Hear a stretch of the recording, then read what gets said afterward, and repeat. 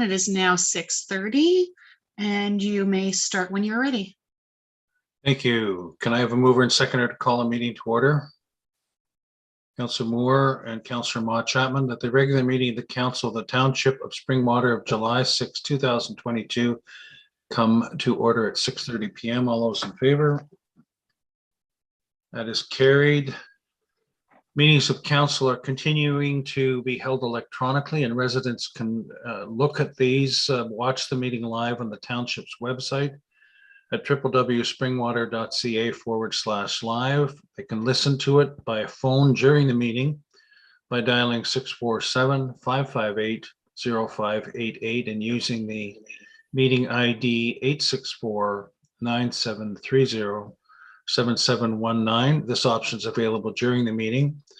Those unable to watch the live stream can review the meeting at their convenience by watching the video on the township's YouTube channel. Council, are there any disclosure of pecuniary interest this evening? All right, seeing none, we will proceed to the public meeting. Can I have a mover and seconder to call the meeting to order, please? Councillor Cabral, Councillor Ma Chapman. That this public meeting of council held under Section 34 of the Planning Act for application ZB 2022-007 Re-Ma, ZB 2022-008 Re-Drew, and ZB 2022-005 Re-Elmvale Home Building Center be called to order at 6:31 p.m. All those in favor? That is carried. Welcome to this public meeting of Springwater Township Council held in compliance with Section 34 of the Planning Act to give the public an opportunity to express their views in regard to the proposed amendments to the Township of Springwater zoning bylaw as amended. The first part of this meeting is to present the amendment. Following that, the public will be given an opportunity to make an oral submission through the Zoom application. Any person wishing to make an oral submission must have notified the township prior to 8:30 a.m. this morning and must have been added to the commenters list. If a person or public body who files an appeal of a decision of the Township of Springwater in respect of a zoning bylaw amendment does not make oral submissions at a public meeting or written submissions to the Township of Springwater before the proposed zoning bylaw amendment is passed, the Ontario Land Tribunal may dismiss all or part of the appeal. All comments or questions should be addressed through myself as chair.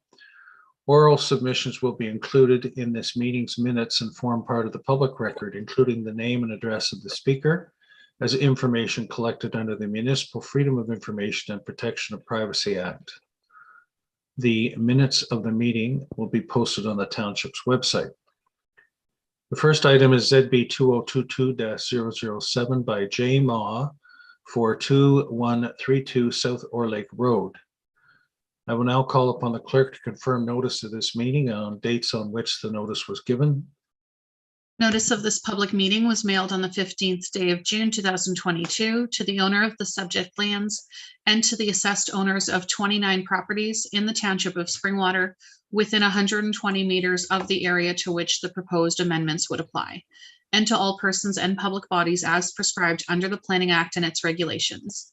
Notice was also posted at the assessed property to which the proposed amendments apply at a location that was visible from South Orlake Road.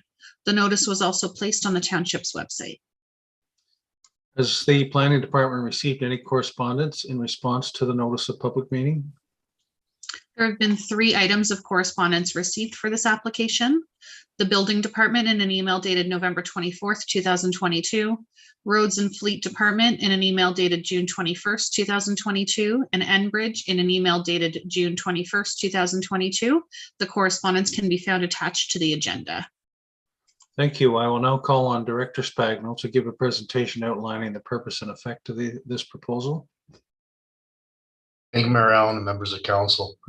The purpose and effect of the application before council tonight is to rezone the property from a residential conversion hold zone to allow for permanent residential use, but to also recognize or permit a detached accessory building of having a total area of 120 square meters. That's combined with an existing detached building, and to also allow for a for an increase in building height for that detached structure of approximately 5 meters. The property is designated lakeside residential, and staff has reviewed the application for conformity with the applicable provincial policies and the official plan, and has deemed the application to be in conformity with those documents, and is recommending approval of the applications for tonight's evening, to which a bylaw is included on the council agenda for approval. I'm available to answer any questions that council may have. Thank you. Thank you, Director. I now call upon the moderator to provide the number of people who've registered to ask questions or make comments regarding this application. Thank you, Mayor Allen. There are no commenters registered to make an oral submission for this application. Thank you. Do any members of council have questions or comments regarding this application?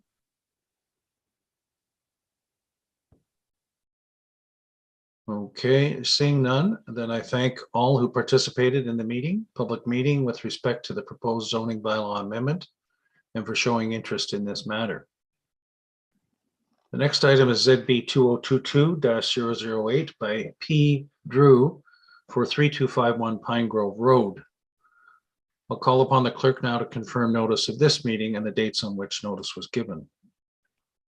Notice of this public meeting was mailed on the 15th day of June, 2022 to the owner of the subject lands and to the assessed owners of 5 properties in the township of Springwater within 120 meters of the area to which the proposed amendments would apply, and to all persons and public bodies as prescribed under the Planning Act and its regulations. Notice was posted at the assessed property to which the proposed amendment applies at a location that was visible from Pine Grove Road. The notice was also placed on the township's website. Thank you. Has the planning department received any correspondence in response to the notice of public meeting? There have been 2 items of correspondence received for this application from the Roads and Fleet Department in an email dated June 21st, 2022, and from Enbridge in an email dated June 21st, 2022. The comments can be found attached to this evening's agenda. Thank you. I now call upon Director Spagnell to give a presentation outlining the purpose and effect of this proposal. Thank you, Mayor Allen, members of council. Similar to the previous application, the property owner is proposing a larger accessory building on the subject property. The property is zoned agricultural. It has a rough lot area of approximately 4 acres, and the applicant is proposing a building of 334 square meters, 3,500 square feet, which would also include a woodshed. Staff has reviewed the application for conformity, again, similar to the previous application for conformity to the provincial policy documents and the township official plan, and has not identified any conflicts within that policy review. The building would be located in the front yard, and given the area is not considered to be out of character for that specific area, and staff is recommending approval of the applications as proposed for tonight's meeting. That concludes my presentation. I'm available for any questions of council. Thank you. I now call upon the moderator to provide the number of people who have registered to ask questions or make comments regarding this application. Thank you, Mayor Allen. There are no commenters registered to make an oral submission for this application. Thank you. Do any members of council have questions or comments regarding this application? Then thank you to all who participated in this public meeting with respect to the proposed zoning bylaw amendment and for showing interest in this matter. The next item is ZB 2022-005 by Elmvale Home Building Center for 1060 Floss Road 8 East. I'll now call upon the clerk to confirm the notice of this meeting and the dates on which notice was given.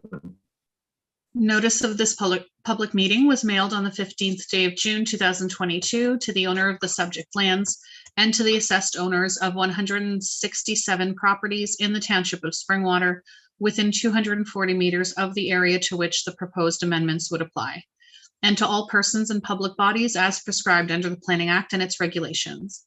Notice was also posted at the assessed property to which the proposed amendment applies at a location that was visible from Floss Road 8 East. The notice was also placed on the township's website. And has the planning department received any correspondence in response to the notice of public meeting?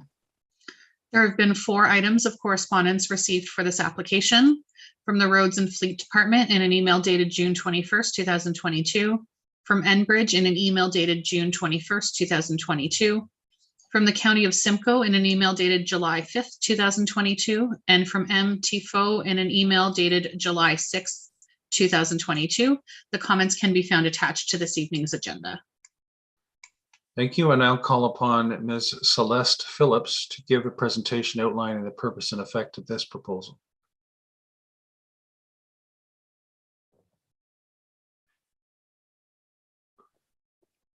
Ms. Phillips? There I'm we here. go. Hi. Good evening. Thank you for the opportunity to speak to you this evening. I'm going to share my screen now so that I can present this application to you.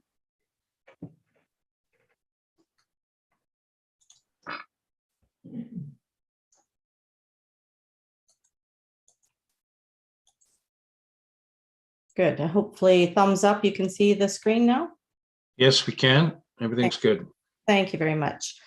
So my name is Celeste Phillips. I'm a land use planning consultant. I'm speaking to you this evening about the proposed expansion to the Elmvale Home Hardware, now known as BMR Pro.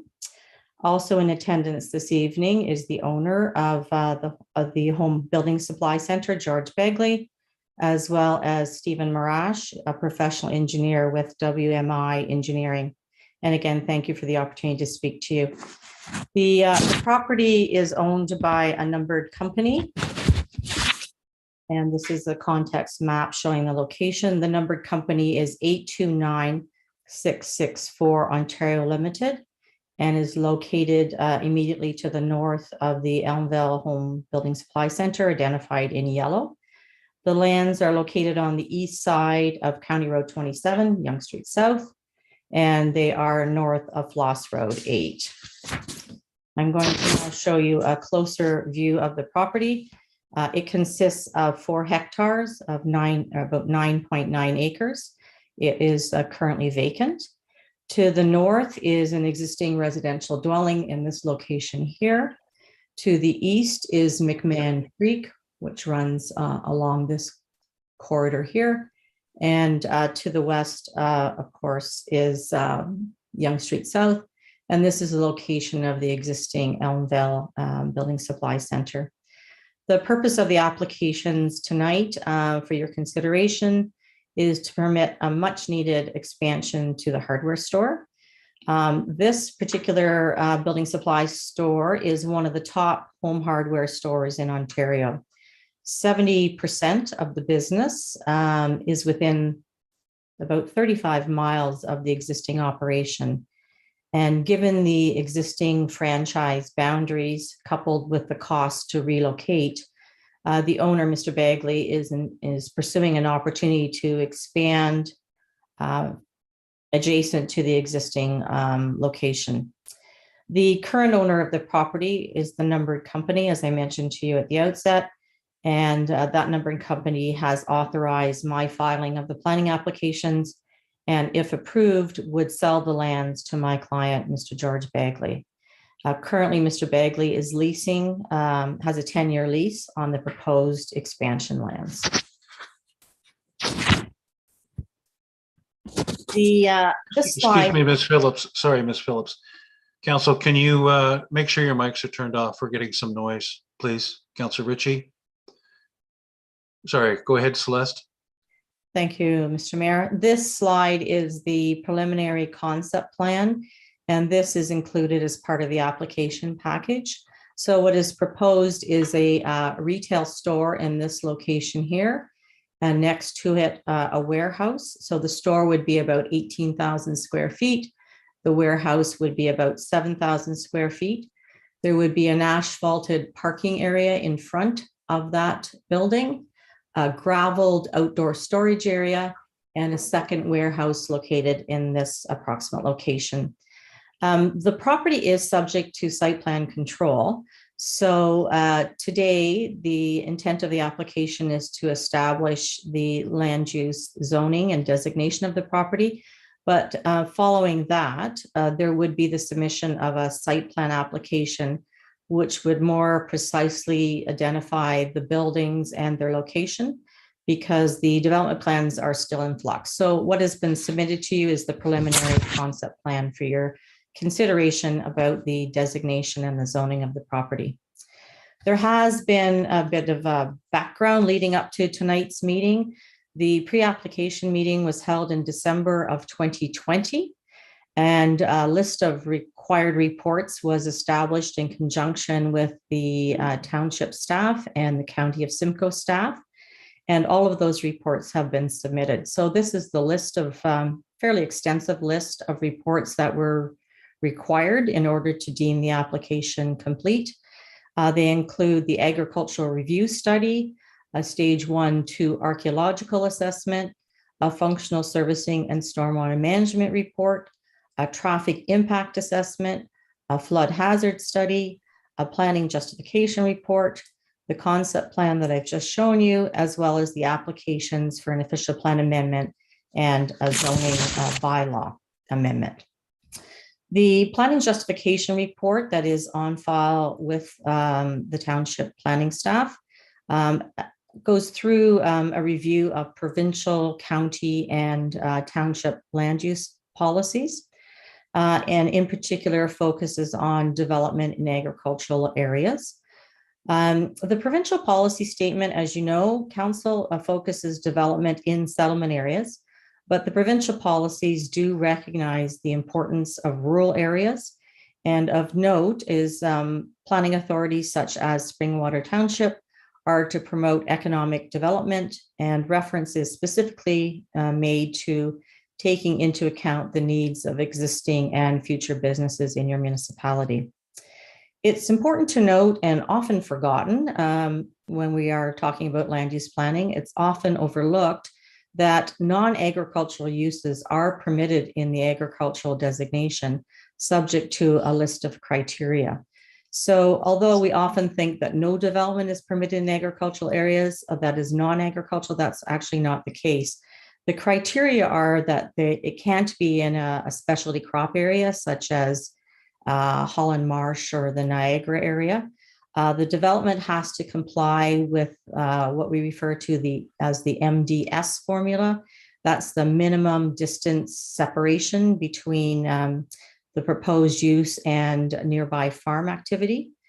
There needs to be an identified need for the use. And in this case, we know that this particular business serves agricultural and non-agricultural communities in the area. And definitely there are spatial needs associated with the existing business. So those are of key importance. And the fourth criteria is there can't be any reason, or there has to be some justification that there is no reasonable alternative to avoiding agricultural lands. And in this case, for the efficient business operations and the franchise rules of the home hardware, the expansion does need to be adjacent to the existing operation. So the lands that are to be redesignated or considered for your redesignation are physically isolated from agricultural lands to the east by that creek valley of McMahon Creek, which is a treed valley. And also to the west is the county road. So it is a confined area. Next, I will show you an extract from the County of Simcoe official plan. This shows the designations. As you can see, Elmvale is highlighted in the gray. The built boundary of Elmvale is shown in the sort of pink color. The subject lands are identified in this location here. So although they're not within a settlement area, they are proximate to a settlement area. And as mentioned, non-agricultural uses are permitted in agricultural areas. This is an isolated 4-hectare field. It won't create any drainage or cultivation limitations for other nearby agricultural uses. There is a substantial setback from McMahon Creek of over 80 meters. And the flood hazard work that has been done by WMI engineers demonstrates that the property can be developed without negatively impacting adjacent lands from flooding. So the intent of the county official plan is not to stifle the expansion of existing businesses in the county. as there are specific policies in the County of Simcoe official plan that do encourage business development. The next slide is an extract from your official plan, the Township of Springwater official plan, showing the land use designations. Again, your official plan promotes commercial facilities that serve the needs of the traveling public or for specific commercial uses requiring large areas of land and good road access. Your official plan also says that there needs to be assurances that there's no negative impacts on agricultural uses or the farm industry. And I can submit to you that the agricultural impact assessment that has been done does support the commercial use of the property. These reports, of course, are available at the township offices for review. This slide shows the current zoning of the property, and you can see it's outlined in red. It's an agriculturally zoned property. The existing operation has 3 zonings on it. It's a highway commercial 13, 15, and 16. The request for council's consideration is to rezone these lands to a commercial category. It wouldn't be a wide open commercial category that would allow a range of uses. It would be a restricted commercial designation and zoning that would permit the building supply outlet, a retail store, outdoor storage, a warehouse, a garden center. And we'd like to have reference in some way to allowing for the outdoor storage of the delivery trucks. And I'm assured by planning staff that the definition of a building supply outlet does allow that to happen, as well as the fabrication of certain related items is in your definition. Before closing, your worship and members of council, I would like to speak to the comments received this evening. I'll be very brief. The County of Simcoe acknowledges in their correspondence that non-agricultural uses are permitted in the agricultural designation, subject to meeting certain criteria. The county has requested that rather than redesignating and rezoning the land to commercial, their preference would be that you redesignate and rezone the lands to an agricultural exception category. I received that correspondence yesterday, so I haven't had a chance yet to speak to the county about why they would prefer that particular designation, but I will endeavor to do that in the next few days. The Conservation Authority submitted comments late this afternoon, and I'm not sure if you have seen those yet. I do have concerns about those comments. The Conservation Authority is suggesting an environmental impact study is required. And I would like council to know that I met with the Conservation Authority in December of last year, 2021, and was advised that given that the buildings are going to be so far away from McMahon Creek, over 80 meters, that a flood hazard study would be all that would be required. And that has been completed and submitted to you. Only a small portion of these lands are within the regulated area of the Conservation Authority. My meeting was with the Director of Watershed Management Services and the Manager of Planning Services at the Conservation Authority. And the comments that we received today do not reflect the discussions that I've had with them. Secondly, the Conservation Authority is asking for more time to review the submitted flood hazard study. I did provide that document to the Conservation Authority on March the 27th, but I recognize that there are staffing issues at the Conservation Authority, but it has now been over 3 months since the report was submitted to the Conservation Authority. And your worship and members of council, I have added a couple of slides here just to show you. I'll just go back to show you. This is the proposed redesignation to agricultural. This is the proposed rezoning to the highway commercial. And then I've added this slide this evening, thanks to WMI Engineering, who provided it to me, to show that although the Conservation Authority is talking about natural heritage features, the proposed development is in this location here. The nearest natural heritage features per the county mapping are located well away from the subject property. And for that reason, I would suggest to you that there is no requirement for an environmental impact study. A second slide shows that the unevaluated wetlands are located well away from the subject property. And again, I do not believe that there's any requirement to be out evaluating wetlands that don't exist on the subject property. The third comment received tonight is from Mr. Tifo, a neighbor, and he is asking about the effects of the development on the environmental protection lands and also about stormwater management. And I can advise that based on the detailed engineering work done by WMI Engineering, that the direction and flow of the water from today will stay the same. The stormwater will be controlled, and as required in all applications that you see, the post-development flows on the property have to match with the pre-development flows. And as mentioned, Mr. Bagley is here this evening and the project engineer, if you would like some assistance with any questions you have. And again, I thank you for the opportunity to speak to you this evening. Thank you, Ms. Phillips. I'll let you take the presentation down so I can expand the screen. Thank you. So other than appreciate you updating us with the most recent comments that you've received, I'll call upon the moderator to provide the number of people who registered to ask questions or make comments regarding this application. Thank you, Mayor Allen. There are no commenters registered to make an oral submission for this application. However, we did receive comments after the cutoff time and will be circulating to your worship and council members after tonight's public meeting. Okay, so as we go to council, Ms. Phillips, what's your intention then to deal with this anomaly? I'll call it vis-a-vis the NVCA. Yeah, it's a little bit frustrating, Your Worship, because I've spoken to them in December. I had a meeting with them and I had an understanding of what was required, and that was provided to you. So I will circle back to them and speak to them again about their request now for an environmental impact study. And with respect, I mean, they've had the flood analysis for over 3 months. Mr.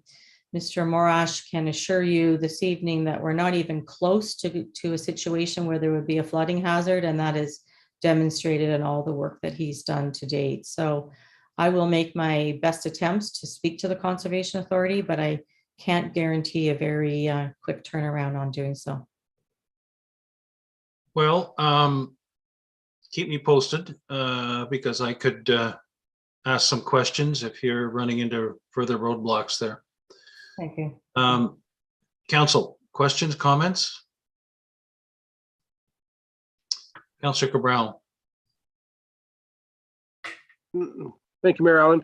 I was going to ask with respect to the county's remarks regarding the zoning, but from what Ms. Phillips said, and through you to her with my next question, she just recently received them, so she'll have to review them first. But I did want to ask her through you, the initial drawing, it was only 1 or 2 slides into it. You don't necessarily have to go back to it. But when I was looking at the square footage, I just was curious, are those building outlines to scale? That was my question. Ms. Phillips? Yes, through you to Councillor Cabral. So the plans that we've submitted, as I mentioned, are preliminary concept plans. So the numbers that I'm talking about at this stage is a retail store of about 18,000 square feet.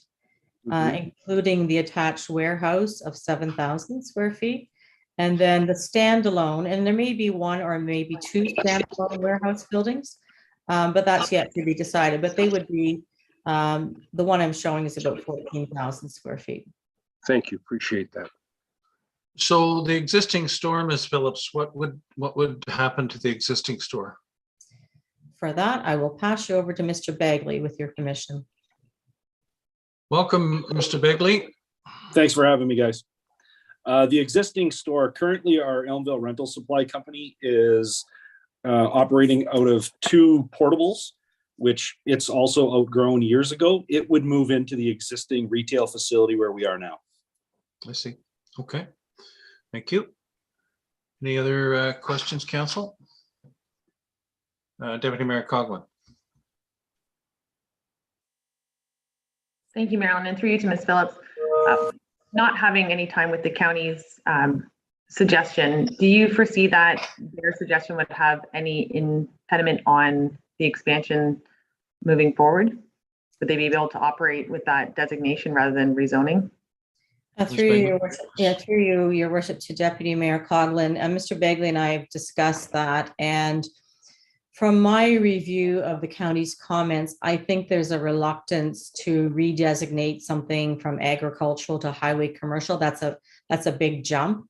And I think in their minds, it's better to call it agricultural exception. And Mr. Begley and I have talked about it, and he can correct me if I'm wrong, but I think provided the uses that I have read out to you this evening in terms of a building supply store, provided those are permitted in the agricultural exception zone, I think we get to the same place as we would if we redesignated to a highway commercial designation. Okay, follow on, Deputy Mayor. And I guess for you to you. So with receiving this delegation tonight, is there anything that the municipality can be doing, whether it's communication to the county or the NBCA, to prompt? I understand this has been in the works for a decade or so. So is there anything that we can be doing to ensure that proper information is coming forward, wholesome and timely, like to get this minutes and hours before a meeting where we're to be making decisions? Is there an opportunity for us to send a letter or whatever, some pressure to ensure that we are helping this proprietor move forward? That's why I made the mention to Ms. Phillips.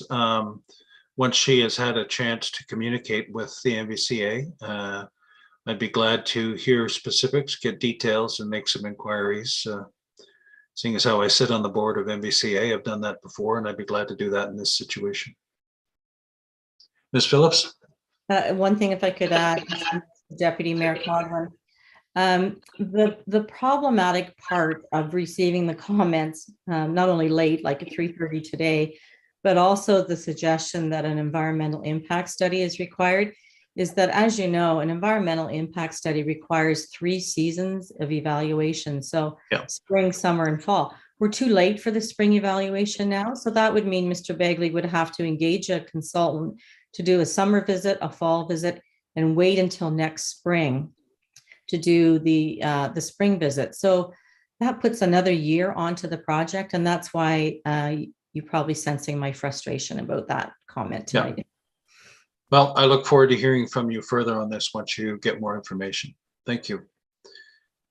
So thank you to all who participated in this public meeting with respect to this proposed zoning bylaw amendment and for showing interest in this matter. So thank you, folks, and have a good evening. Thank you. Can I have a mover and a seconder to adjourn this public meeting, please? Councillor Moore, Councillor Ma Chapman, that this public meeting of council held under Section 34 of the Planning Act for application ZB 2022-007, ZB 2022-008, and ZB 2022-005 does now adjourn at 7:03 p.m. All those in favor? That is carried. Okay, direction following the public meeting. Can I have a mover and seconder to receive the direction, please?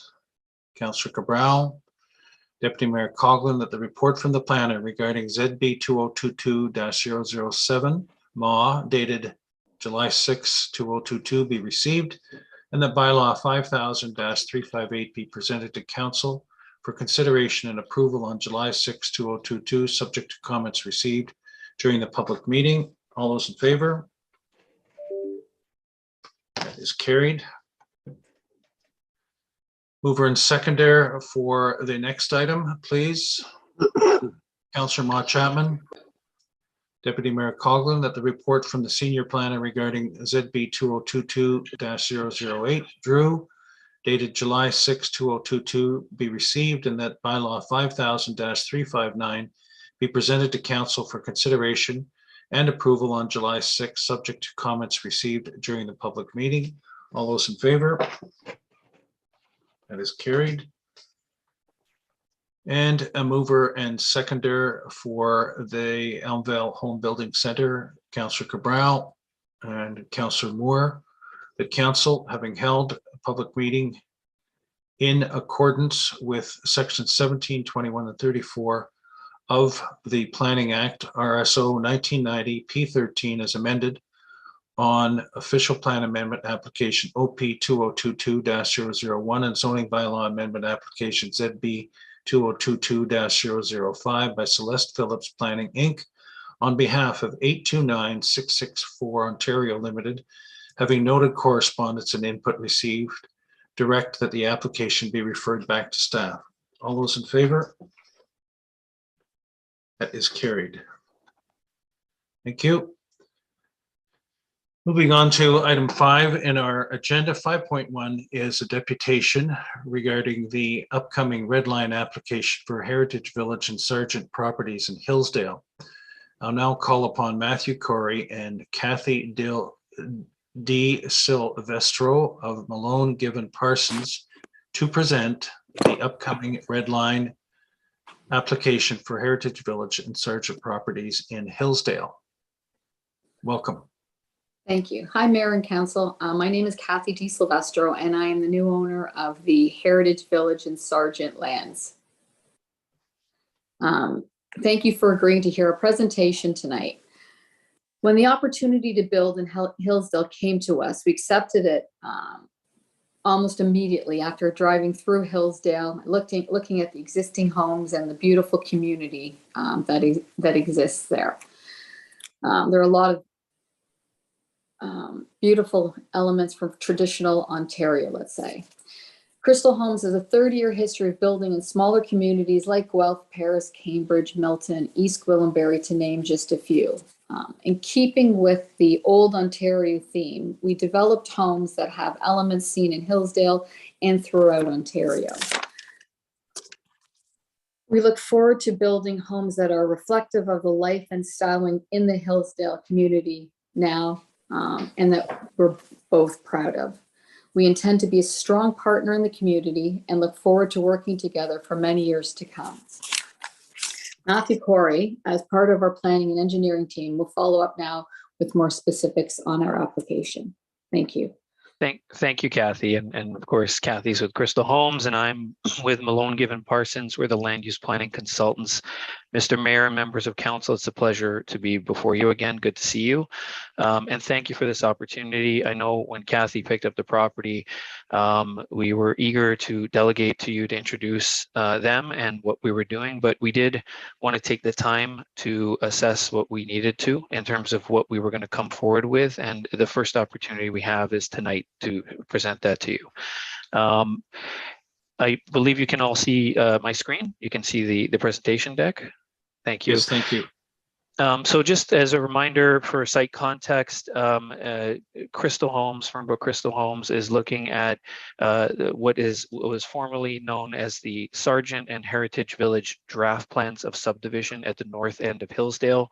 You'll recall I had been involved with that with the former owners Geranium, who sought approvals and received approval from the OLT in cooperation with the township back in 2019 for official plan amendment, draft plans of subdivision, and zoning bylaw amendments at that time. So Crystal Homes has now acquired the property and is seeking to move forward to actually building the homes, registering the draft plans and moving forward on that application. As a reminder, the site is just east of Penetanguishene Road, as you can see on this context map, and the overall size is 53 hectares for the Heritage Village property and subdivision application, and 31 hectares for the Sargent subdivision application. The proposal and the change that we're looking for from what was originally draft plan approved, and what you see here on the screen is the revised proposal that's being brought forward, or will be being brought forward, is that there's phase 1 and phase 2 lands.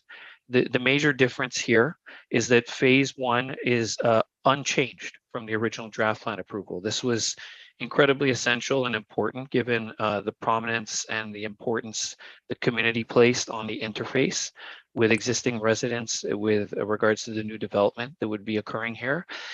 Crystal Homes, I think, fully understood that and are respecting that and have provided an interface with the phase 1 lands that is unchanged from the draft plan approval. Where the changes are being proposed is to provide a greater mix of single detached units, which would include 35-foot and 40-foot lots on the phase 2 lands. And the reason that is occurring largely is because when work was done to look at the servicing solution, this is the wastewater treatment plant you can see on block 261. Originally, the draft plan approval anticipated potentially both properties happening separate from each other. In the final approval by the OLT or by the LPAT at that time, the properties could come together as one development, and that's certainly how Crystal Homes is seeking to proceed with this. But in doing that and updating the engineering and environmental work, it became clear that there was more capacity from the efficiencies of combining the properties into the one treatment plant that allowed for more units to be accommodated on the site. And certainly the perspective I have and Crystal Homes has is that under the provincial legislation guidelines, we have to use land efficiently. We have to make efficient use of infrastructure. And the number of homes in these subdivisions was always and primarily determined by the servicing capacity. That efficiency and additional servicing capacity is what is driving change and additional units to be proposed on phase 2 lands.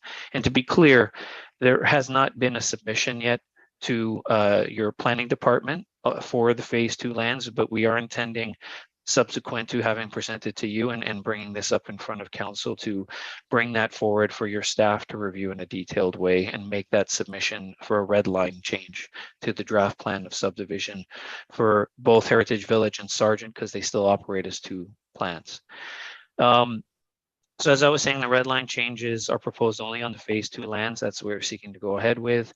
The net change that would happen here would be another 116 residential lots would be approved or seeking to be approved beyond the LPAT approved draft plans.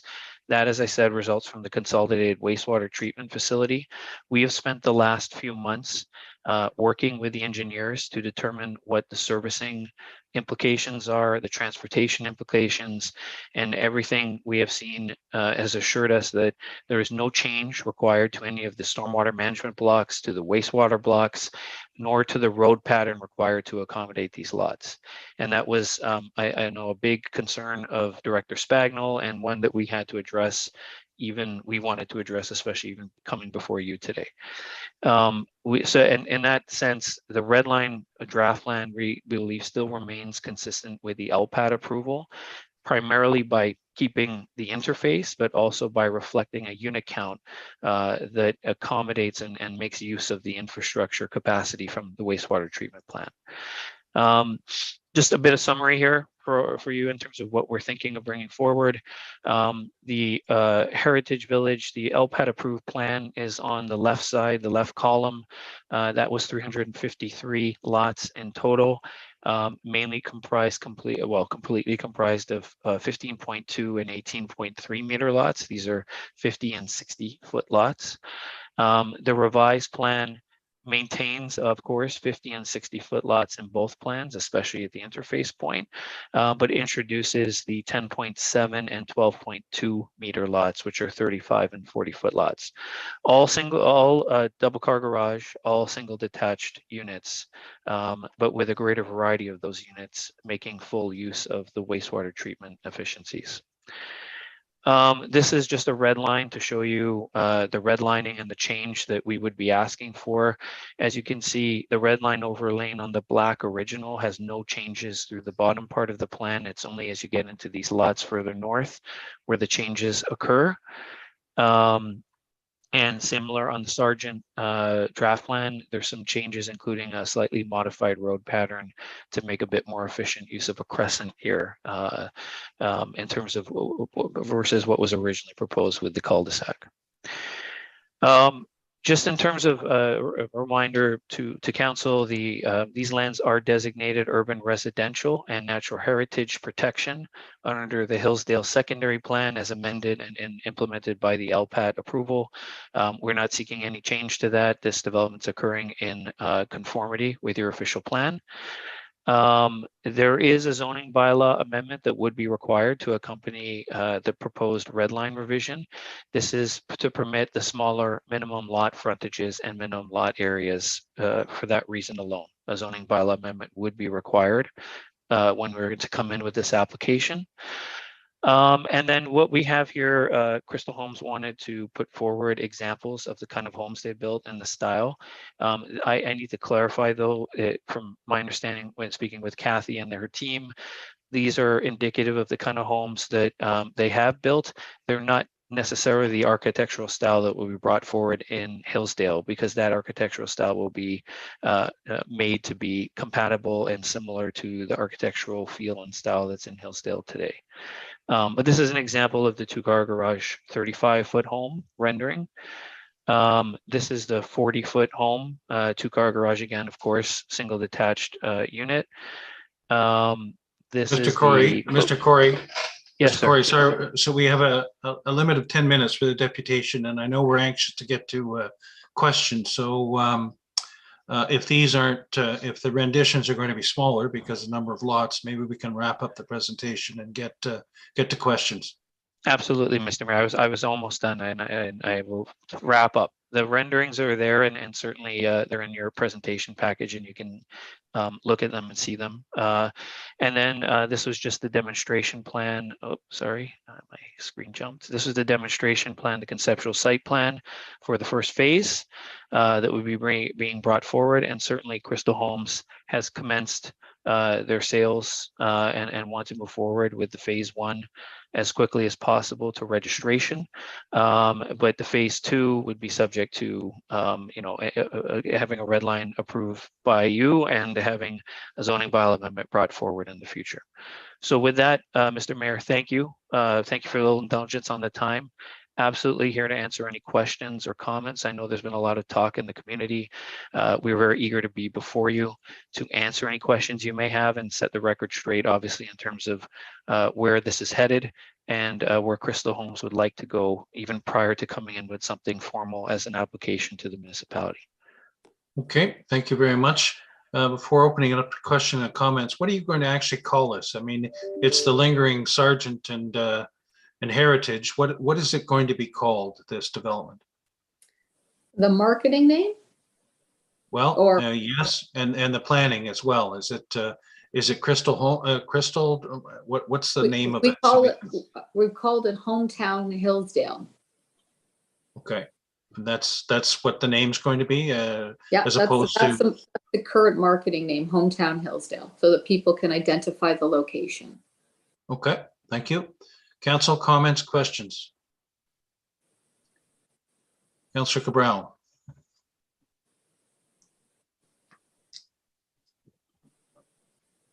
There we go. Thank you, Mayor Allen. Just a comment. I have to say that given the current climate of people looking for more homes, I can say I'm not necessarily opposed to some of them. 2-car garages on slightly narrower lots and permitting more families to move into the area. I think that's good, and I think it's in keeping with the provincial policy statement from where I sit. So thank you, and it was a good presentation, very informative. Okay, thank you. I guess the big question before and continuing is the wastewater treatment. You talk about a wastewater treatment plant, and you're wanting more density than originally was proposed for the 2 tracts of land, phase 2 especially. What has been your solution with respect to wastewater management? So, Your Worship, the the original plan was the calculation. I remember being part of that. I'm not an engineer, but I certainly have a lot to, I have to listen to them all the time. And they were doing the analysis on the original plans. And you may recall that when Geranium was going forward with those two plans, they were not sure whether they were going to develop them both at the same time or do it separate. And some of the original, they had a couple servicing options. And one of them was that each property would have its own treatment area and treatment plant. And there's an inefficiency involved with doing that. And when the LPAT approval went forward, they were moving towards doing it as one, but the engineering work had not been fully updated. And the conditions of draft approval that apply to both of these properties require that the final wastewater treatment solution and design of the plant be finalized. And certainly, of course, the draft plans have to reflect that. In combining them, which is what's going on here, both of these properties are fully serviced now by this block 261 that's down here. This is the wastewater treatment block. There's an efficiency that the engineers have found that is not that original option, but the combined option, which allows for us to go up to the increased lot count. And that is this from 353 to 469. There's just more ability to process more waste in the same plant with the efficiencies of putting it together. That's what the engineers have told us, and we understand. And certainly, Mr. Mayor, that work, and part of the reason we waited so long to come before you was we wanted that work to be completed, and that has now been given to Ainley and to the township for review on the technical side of things for verification. And certainly when we come in with the actual development application, it will be subject to the formal vetting and review as well. But that just as well to a note here, one of the conditions is that the plant be approved and be constructed prior to development. So ultimately, in terms of timing, all that has to occur still through all the formal and final approvals. So that vetting will go on for a number of months and a year or more for that to be verified to everyone's satisfaction, including to yours. So what is the technology? You talk about the engineers and the black box. What is the technology going to be used in wastewater treatment? How's it going to be processed? Where's the effluent going to be disposed of? Yeah, so and yeah, absolutely, and Mr. Mayor, the proposal is that there is a communal treatment through a membrane system, an MBR, on the actual plant. And again, I'm not an engineer. I'm repeating things I've been told by the engineers and understand. But the nature of this plant is that primary treatment goes on in the plant itself, and then there's dispersal over the lands for the nitrate. So it's essentially, it works like a large septic field in the end. That was what was originally approved in the draft plan approval. There's no change to that system. And that system was ultimately approved on the basis that it has been and has been done in many other places in the province. So the key to that is that this treatment facility treats it primarily, and then there's dispersal over especially the open space lands to the east through the soil for nitrate uptake. That's how the primary treatment works. So the eastern portion of both plans allows enough land for that dispersal to occur outside of where the park is located. And as another note, Mr. Mayor, one of the requirements that we had to do was to make the wastewater treatment plant of sufficient capacity to also service all the rest of Hillsdale if it was to connect to it. That is built into the calculations of what the plant can and should do. The only caveat on that always is that the primary treatment happens at the plant, but equally, like on our properties, anybody who's making use of the plant has to then disperse of the nitrates on their own property in a very similar way in a dispersal field. Okay. Other questions, comments?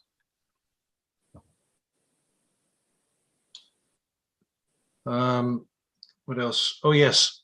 You've had a very aggressive sales program with prices advertised between 1.8 and 3.6 million dollars for these properties, which seems pretty high to me, even given the current real estate market. How many properties have you actually sold thus far and taken deposit for? And when do you expect to realistically break ground to be able to start building these? So, okay, so our price, I don't know where you saw starting at 1.8. Our prices start at 1.5. And I don't think I'm trying to see if I've got a price list handy. They don't go as high as 3.6, but they're 1.5 and up. We have sold somewhere over 50 houses and taken first deposits. We anticipated started pre-servicing work this summer, like site pre-grading. We think in 2.5 to 3 years, we should be in a position to start construction on the new house. Okay, and as you indicated in your report, there's just one road access off Penetang into this combined development, right? Correct. Yeah. Yes, Mr. Mayor, there's one off Penetang, and then there's certainly that Street A connection down to Mill Street East as well. Yep. Okay, well, I thank you. I don't see any other questions or comments, so I thank you for your presentation and discussion.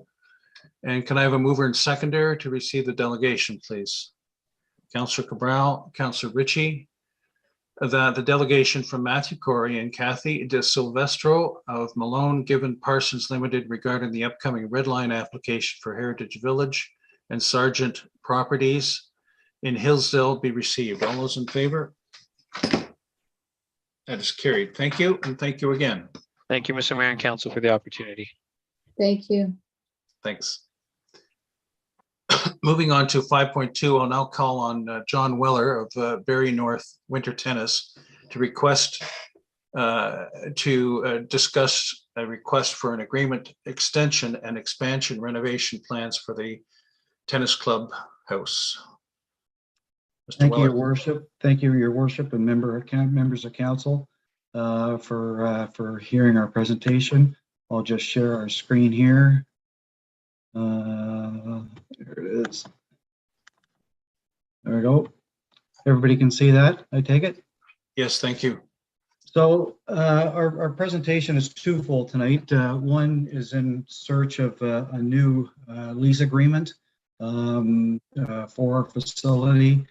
Secondly, we would like to upgrade our building, upgrade the clubhouse, and do an addition and renovation to the exterior of the property. So I will proceed.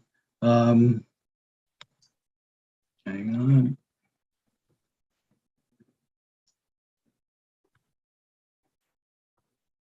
Okay. A little bit of background. BNWT is an indoor seasonal facility located in Dorn Park. We're now under the umbrella of a group of clubs known as Tennis Clubs of Canada. Back in 2003, I lived, just around the corner in Midhurst. I was a tennis instructor in my youth. I had 3 kids. I wanted to get them into tennis. I went over to the courts. There was a sign that said Winter Tennis with a phone number. I called it. Nobody answered the phone. I called it a few times. We finally got in contact with that company and decided that we could do a better job, so we purchased it. My uncle is my partner. He actually had 2 other facilities at the time, one in Richmond Hill, one in Newmarket, and so Barrie North Winter Tennis became our third. We have grown to about 330 members currently, and we do roughly 200 plus lesson participants as well. In 2017, we actually brought in a new dome. So we purchased a new dome and upgraded to LED lighting. It's beautiful lighting, nice clean space, so that's what we offer. Our season, as I say, we are a seasonal business. We run from October 1st to basically the end of April. We put the dome up over the 4 courts at Dorn Park.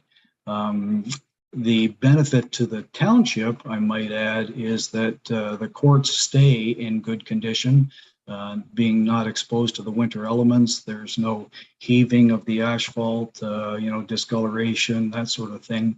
They were resurfaced about 6 or 7 years ago for the first time in, almost 20 years. And they are, as the picture you see there is, they're in perfect shape right now.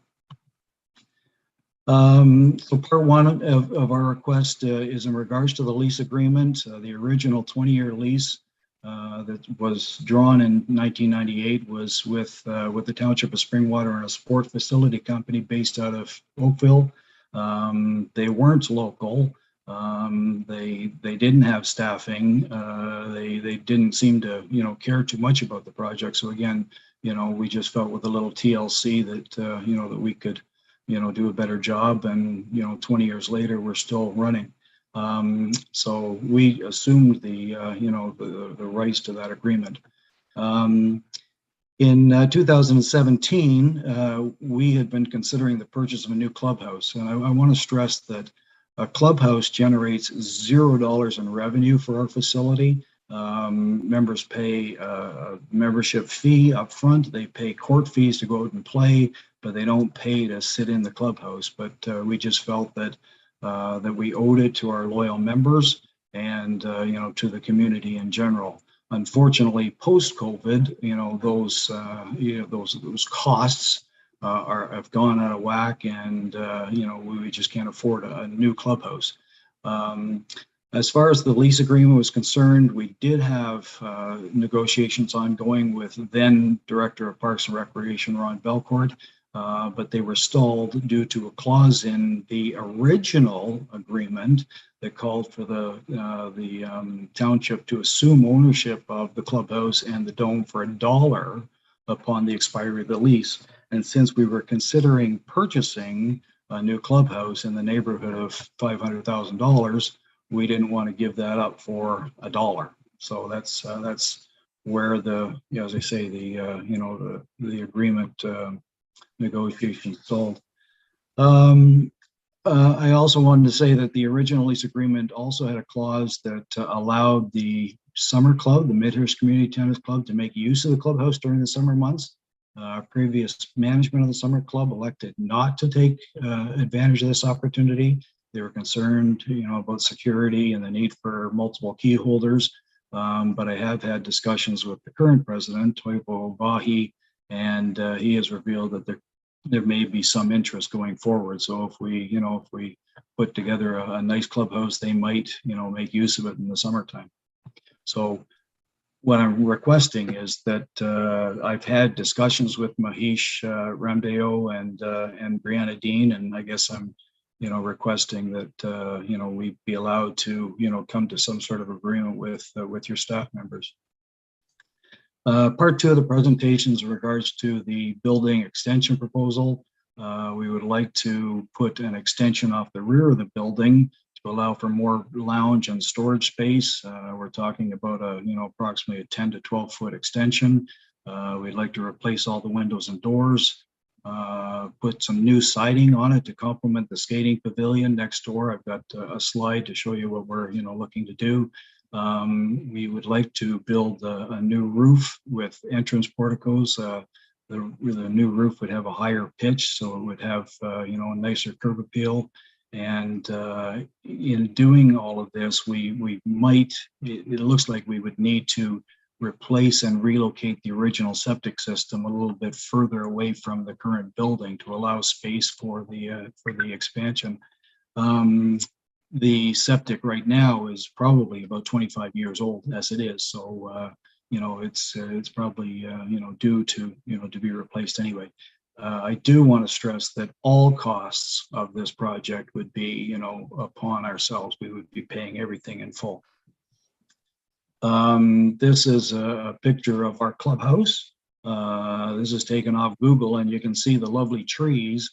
At one time, the clubhouse was kind of hidden a little bit in the trees, but with the new skating rink that has gone in there, our clubhouse sticks out like a sore thumb. It's not exactly the most attractive building. That shed that you see in the front, we're going to take around to the to the back and put all new siding on. That might be the next slide. Oh no, this is the bird's eye view of what we're talking about. The white object on the top is the actual dome itself. Down at the bottom is the new skating rink. But the current orange rectangle is where our current clubhouse sits. The blue would be the extension. In between the blue and the pink is where the current septic is. And we are proposing that we move the septic further down, into the pink area to allow for that expansion. So, these are items that we'll have to create engineer drawings for. This gives you a quick idea of the proposed elevations with those porticos that I was speaking of, and you can see with the horizontal siding there and the shingles, it would have a lot more curb appeal than there currently is.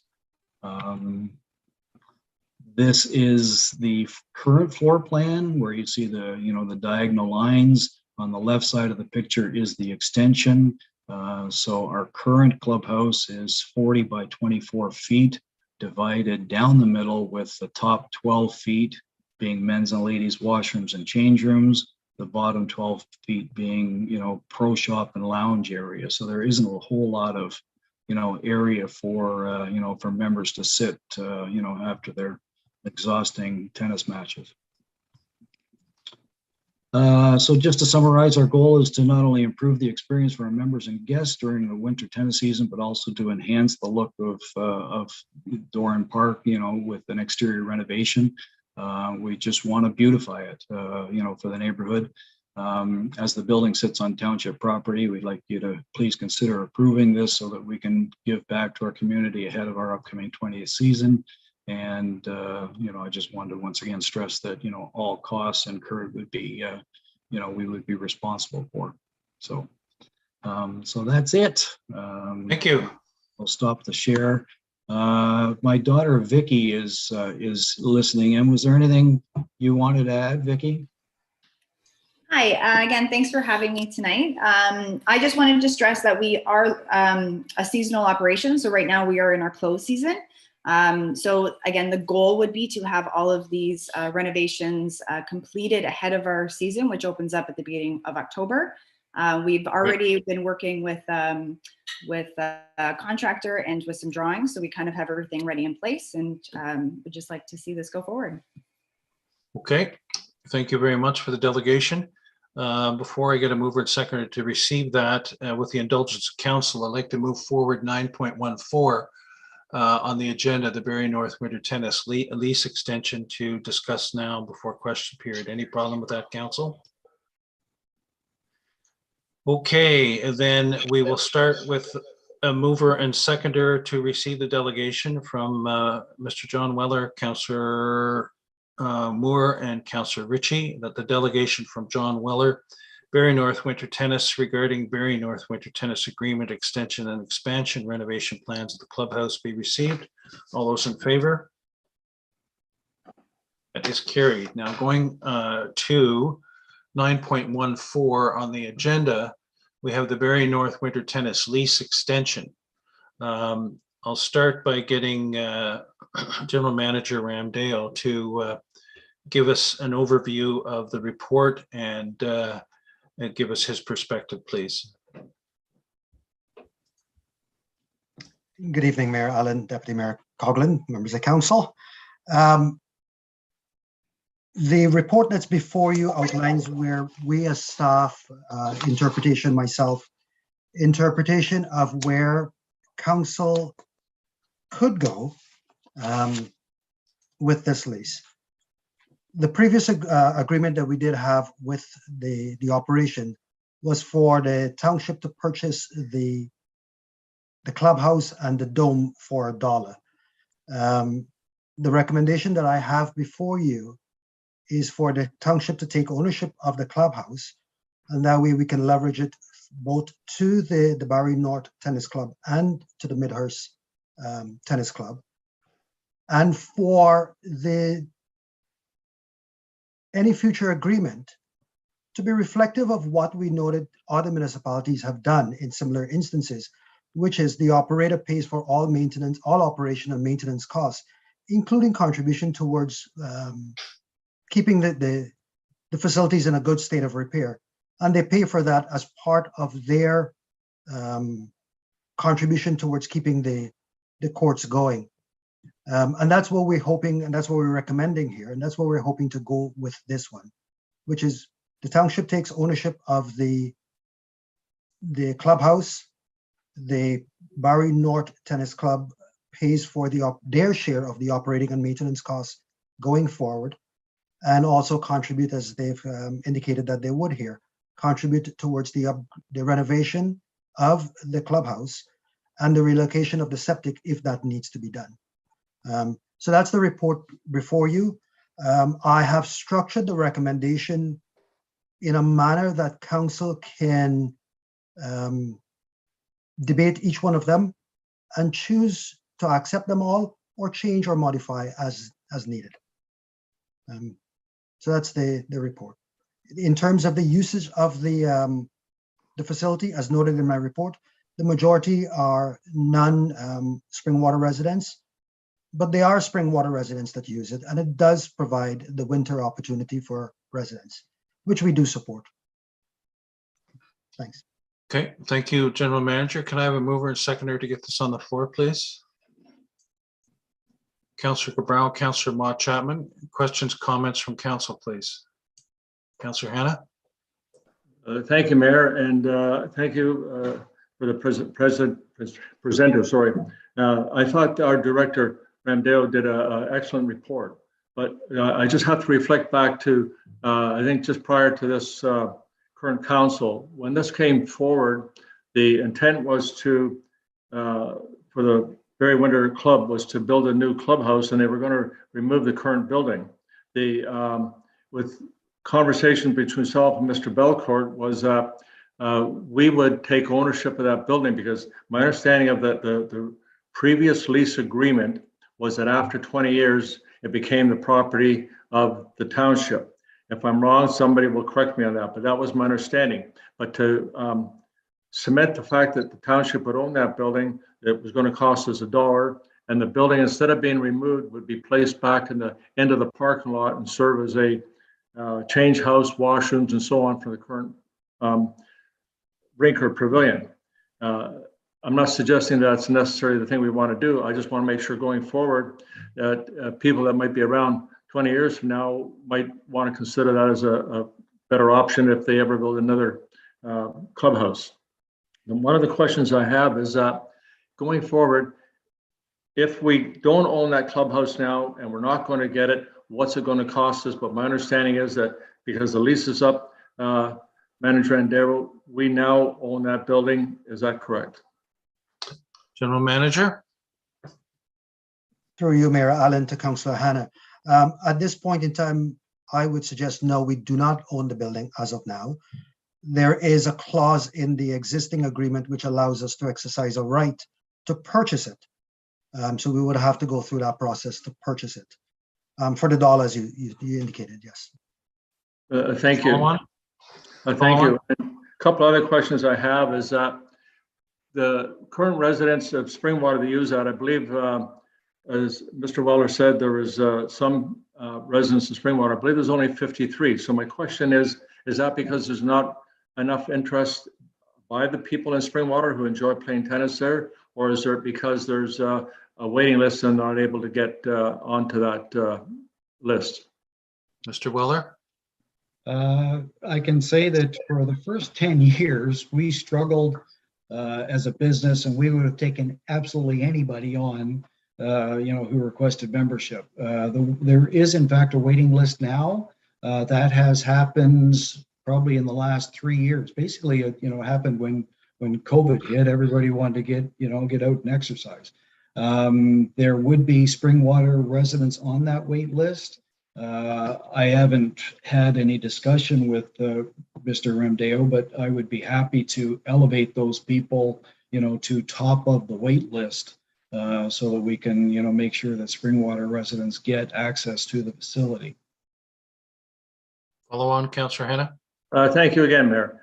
So my point to Mr. Ramdeo is, or Manager Ramdeo, if we take up ownership of that and follow the recommendations that are before us tonight, would we be able to revise that list and give priority to the residents of Springwater? General Manager. through you, Mayor Allen, to Councillor Hannah. If the suggestion in the report is for us to take ownership of the clubhouse, but not the operation of the winter tennis, that would remain with the North Barry Winter Tennis.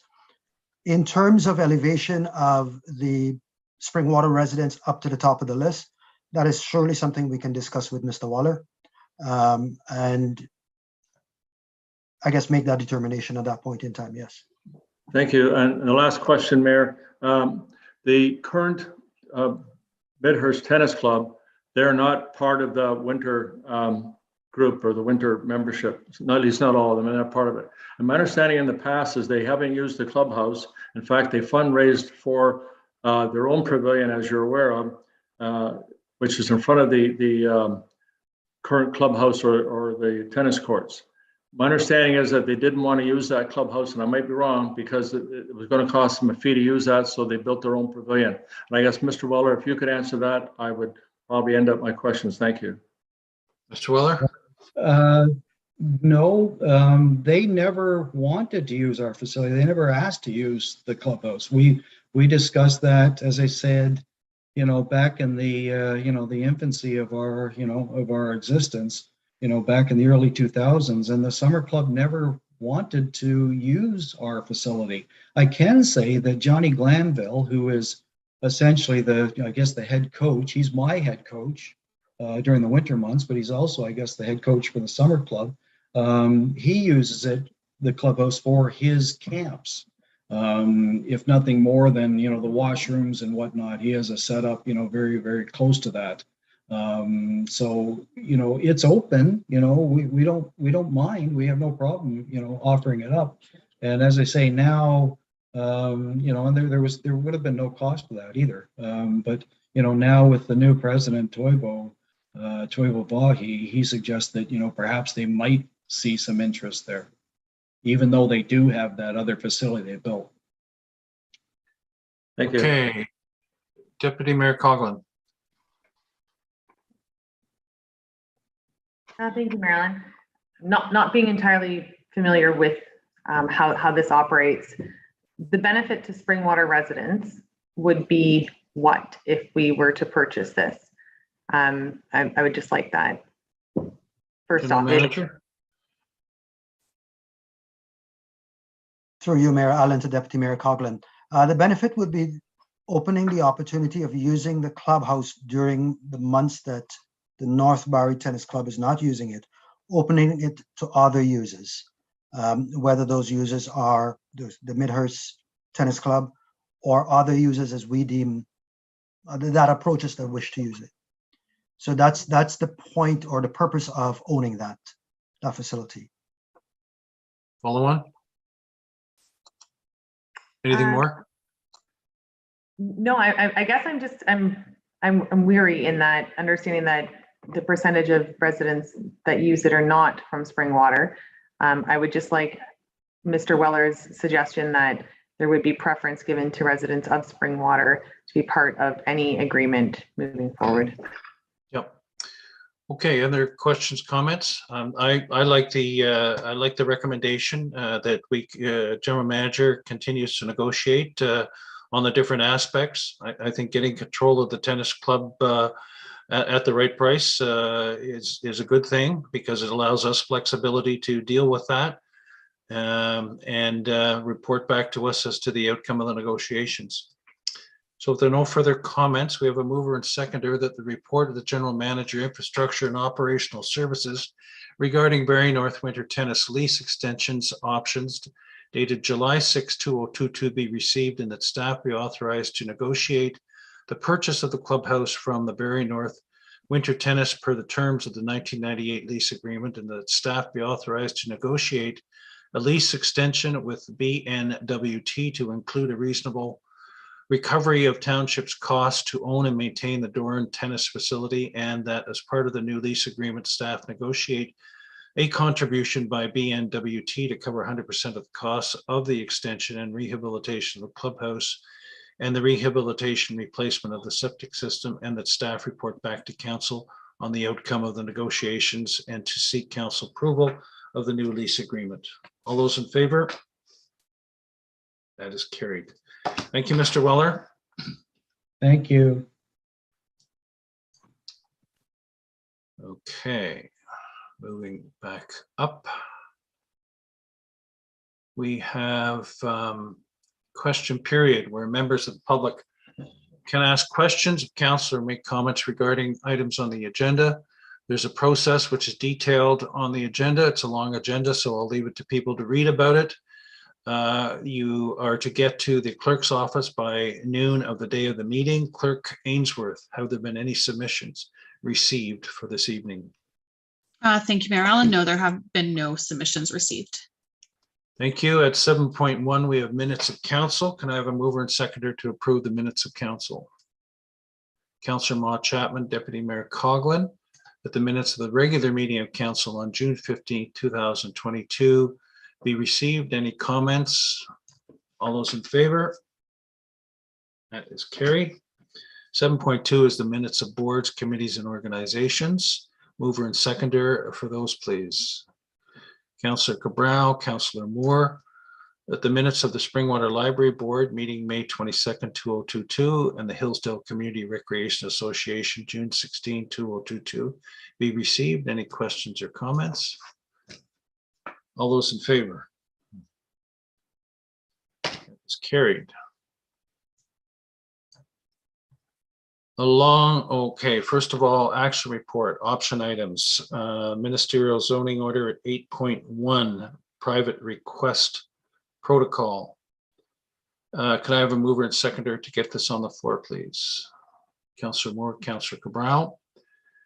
And I'll go to Director Spagnell to give us an overview of this, please. Thank you, Mayor Allen. As council will remember, council directed staff to take a look at ministerial zoning orders and to take a look at a possible protocol for when requests come in for private MZOs for council's consideration. As a result of staff's review, the report before council provides for a proposed MZO protocol that would deal with private requests for ministerial zoning orders. What the protocol entails, it follows the same structure that you would see typically with telecommunication towers, zoning bylaw amendments, and other applications that would normally fall under the Planning Act. The protocol that's before council for consideration and for council's comment and suggestion entails a list of requirements that any private requester would have to come in to provide council and staff, mostly council, provide council with information to consider before council is ready to provide any position with respect to the ministerial zoning order request from a private party. What the protocol suggests is that the applicant or the requester would have to provide justification and a synopsis as to what they're proposing. They would have to provide information related to engineering considerations revolving around servicing, traffic, archaeological, environmental. The requester would have to provide for a public information session and a circulation to the public regarding the proposed MZO. And then essentially what would have to happen is staff would be required to confirm whether or not the requester has satisfied the requirements of the protocol as part of a summary report to council prior to council providing for their position on the specific MZO request. The staff is also proposing an application fee of $1,500. This is in line with zoning bylaw amendment applications because there is an administrative fee and there are staff resources and hours that would have to be utilized to go in and process an application of this nature. And really that's the format that staff are coming forward with for council's consideration. The recommendation or the options that are available to council is that council adopt the proposed protocol as it's drafted and provided for in Appendix A to the report, and that council also revise its fees and charges bylaw to include a $1,500 fee for such applications. Option 2 is that we simply stay with the status quo, and pretty much that there would be no standardized protocol in dealing with MZO requests to the municipality. And just a little background on this. This is based on the fact that the municipality has received numerous MZO requests, and it was determined by council in my summarization of it that there needed to be some sort of a protocol to try to standardize the process so that the necessary information for council to consider would be made available. I'm available to answer any questions of council. Thank you, Mayor Allen. Okay, Clerk Ainsworth, did we get a mover and seconder to get this on the floor? I can't recall. Yes, we did. Okay, open it up to comments. Councillor Moore. Oh, thank you, Mayor Allen. Thank you so much, Director Spagnell, for the report. I thought it was great. It was thorough, pretty much exactly what I was looking for. I'm just going to ask that we can add a couple of things, if you don't mind, to the official protocol. When I looked at the report itself, bullet 2 of the report highlights, I wonder if we could actually take bullet 2 out and move that over to the protocol itself. So bullet 2 reads that a minister's zoning order is a provincial land use approval tool meant for situations of extraordinary urgency or where certain projects represent a wider social benefit or need. I'm just afraid that down the road, folks may not refer back to this report. They'll only see the protocol itself. So if we could add that. The other piece that I'd like to request is when we speak to the notice to residents, because this is used in such extraordinary circumstances, I'm going to ask that all residents of Springwater notified about the public meeting, not within that very limited, I don't think it was 120 meters or 500 meters of the neighbors, but I'd like everybody to be aware. And the other piece too was the circulation. If the circulation could be for all Springwater residents, not just limited to that general local circulation area, I'd be really happy with supporting option 1. Thanks. Director Spagnell, comments on that? Yes, Mayor Allen, through you to Councillor Moore. Definitely, there's no issue with providing bullet 2 right in the protocol to provide the context for the protocol and what it was intended for. One suggestion that I would have, and it really is included within the protocol, is that there would have to be a notice provided for in the newspaper. I did not reference that in my overview. So similar to the tower protocols, there is a newspaper posting and a notice of a public information center that the requester would have to host. And it's during that public information center that residents would have the opportunity to provide comment. Those comments would be included in the summary report that is provided by staff for council's consideration. So I would suggest that that would be the township-wide notification that I think you're speaking of, rather than individual mailouts. If there's any other avenues we can include as part of that, with respect to newspapers, we can also use social media channels and things of that nature just to cast a wider net if that's what you'd like to see. Sorry. Do you want to follow on, Councillor Moore?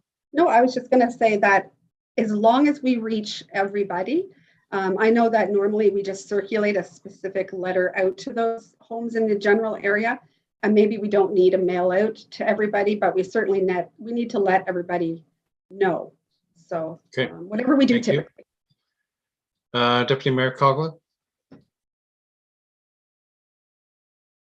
Thank you, Marilyn. My question was actually specific to direct mail versus internet and newspaper. So if Councillor Moore's friendly amendment is to include newspaper and internet or our social media / webpage, that's completely fine. I just didn't know if Councillor Moore meant a direct mailer to all residents. If I may. Councillor Moore. So to Deputy Mayor Coughlin's comment, I'm really not stuck one way or the other, whatever is most effective at that time, because things change. Sometimes direct mailouts work the best, and sometimes, if we look at our views on social media, those are working best. But whatever is working best at the time, I'm fine. Other comments? Councillor Hannah. Thank you. I agree with Councillor Moore, and I like her additions or her amendments. I think they're appropriate. I have to be honest with you, not everybody reads the newspaper, not everybody goes on to Facebook and so on. So anything we can do to communicate with the biggest part of Springwater Township residents, I think is appropriate. Councillor Cabral. Thank you, Mayor Allen. I guess comment, and I also had a question. Been answered when we talked about the towers, because if that's the same type of information that will be out there, you know, I see that in the newspaper. But I'm just wondering about the fee. To be quite honest with you, MZOs are out of the ordinary. I think they present unique, it's a unique request, and it presents unique challenges for staff, I think, as well as for council. So I don't know if $1,500 is appropriate. I would suggest maybe the fee should be maybe a couple of $1,000s. I don't think it should cost Springwater Township any money whatsoever to process an MZO request to go through this process. And I'm just wondering if Director Spagnol could really kind of maybe take a second or a minute or two, come back after and let us know what would really be a fair number. I'm just pulling 2,000 out of the hat, but I don't think $1,500 would be enough, especially if we're going to engage in direct mailouts, if it comes to that. So that was the one thing I wanted. Sorry, Mayor Allen. Director Spagnol might want to come back with that answer. I don't know. Okay, I'll let you finish. What did you have another point there, Councillor Cabral? Yeah, the other point was, I know on here that it says that staff won't really provide a recommendation per se. But what I do know is that when these MZOs came before us, well, at least one, they had a planner on their side that really tried to provide some kind of meaningful measure that it was great for the township and it was good planning. And I would like to see something in the policy, not necessarily a recommendation, but an overview of whatever it is that's coming before us. I mean, we have a planning department. They should be able to provide some measure of an idea, whether it's even close to being a good idea or whether it fits any kind of our zoning. That's what I would be looking for. Not necessarily a recommendation, but just some bullet points. Hey, here's all the stuff that's missing. And maybe it hits one or two. And it would really depend on what the MZO was for. Obviously, if it was for a hospital or a medical facility, that would be a whole different ball of wax, because MZOs are kind of designed for those types of facilities. So I would like to see something like that in there. Director Spagnol. Thank you, Mayor Allen. And thank you for the question, Councillor Cabral, through Mayor Allen and Councillor Cabral. I guess as far as the fees go, the township is going through a review of its fees. So I think as a starting point, the $1,500 is a good fee to start off with. And then we can take a closer look at what a more appropriate fee might be through that fees review that the municipality is going through. So that would be my suggestion at this point in time, just because to break down the amount of hours and the staff time that would go into this, it's not something that I could do within a couple of minutes. It's something that I think that should be referred to that fees review. With respect to to a staff position, the determination and the timing, staff are really bound by the process of the regular channels of the Planning Act and the regular sections of the Planning Act. Because the MZO really falls under the provincial consideration and its administrator's consideration, that is why staff came in with the provision in the protocol that staff would only confirm that the protocol has been satisfied, because at the end of the day, it is a position of the province. And when requesters are coming to council for support, that support may not guarantee that the province or the minister will approve.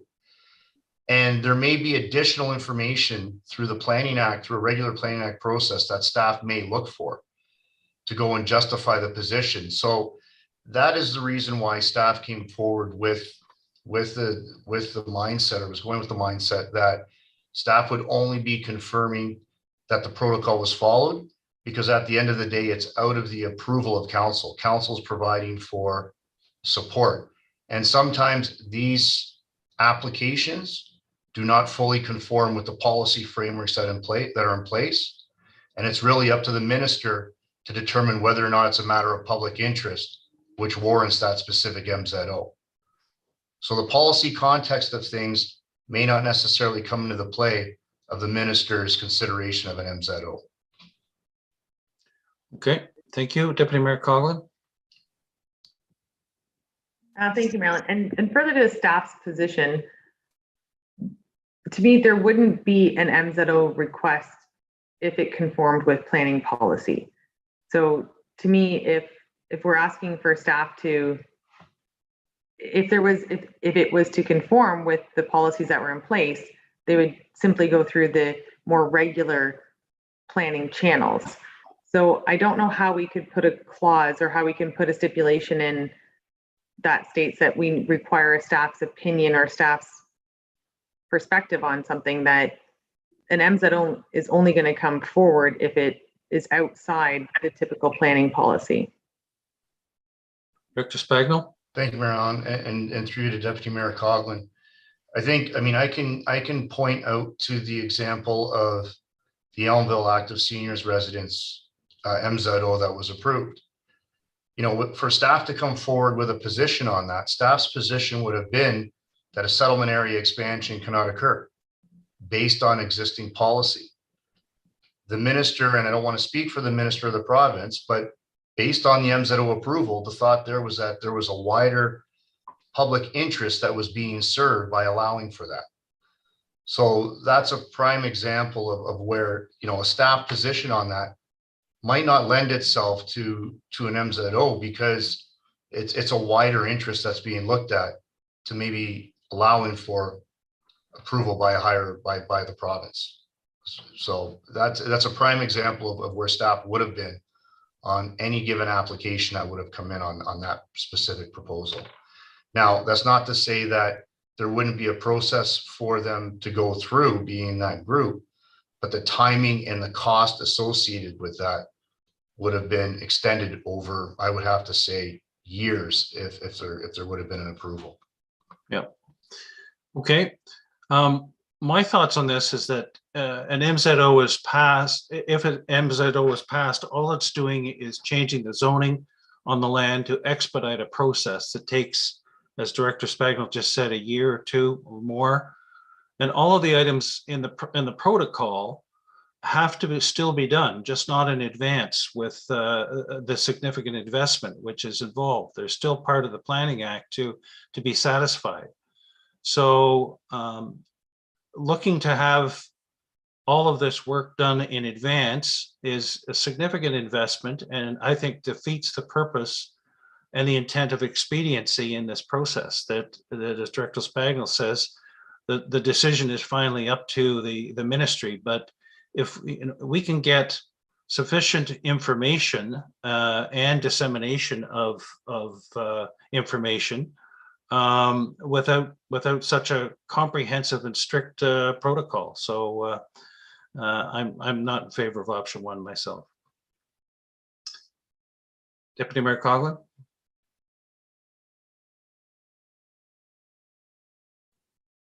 Thank you, Marilyn. What I like most about this protocol moving forward is the public engagement portion of it. And I think that when something like this moves forward, it requires a unique circumstance, and it behoves me to understand what residents feel about it. That's my job. That's what I consider my job to be. So to me, if this is put in place and we can make decisions moving forward, if we have a public open house and nobody shows up, great. If we have a public open house and there's people that come home forward with legitimate concerns that are brought to our attention, I think that's what we're elected to do. So I think that this is a great initiative. I think that it is almost a compromise that allows the municipality and members of council to make a decision based on relative information and not just on what one planner brings forward. When you have an MZO coming forward with a planner, they're going to have all the information that is going to work in their direction. I think that this allows residents to let us know how they want us to be making these decisions. So I will be fully supporting this. I think that this is a great leap, and I think it's also one that takes our planning department out of the politics of this. They're held to an ethics, they're held to code, and we're held to the politic portion of it. So if we can have open houses, we can notify everybody and make a decision for the residents of Springwater, I think this is a great step forward. Councillor Cabral.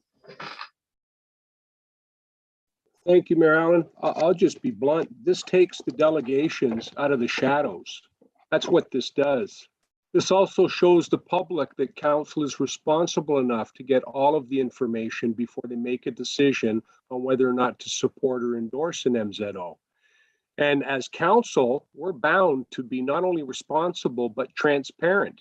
And I think that when it's kind of just a delegation and council's being fed some information, such as they were fed in oral, and I don't know if everyone on council is familiar about that situation, but it happened within the next couple of years where oral council was, Medonte council was provided a presentation, and then a year and a half later, the Minister of Housing they're looking to revoke that MZO because what was originally described wasn't what was going to be happening. So from my perspective, this is good. Yes, I wanted maybe a little bit extra in there, but I'm happy to see it go forward with the changes that Councillor Moore put forward. I actually, to be quite frank with you, wouldn't mind seeing the term employment lands removed, because the employment lands, we have employment lands.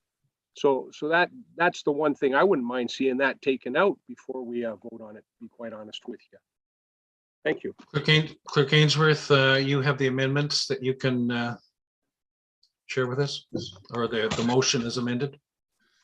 Yes, thank you, Mayor Allen. So I would be recommending, just because there are two options in the report, I'd be recommending an official amendment. So I've been capturing that. I did want to make one comment regarding the notice. So from the conversation, Councillor Moore has requested that notice be provided and circulation to all residents versus a certain circulation standard.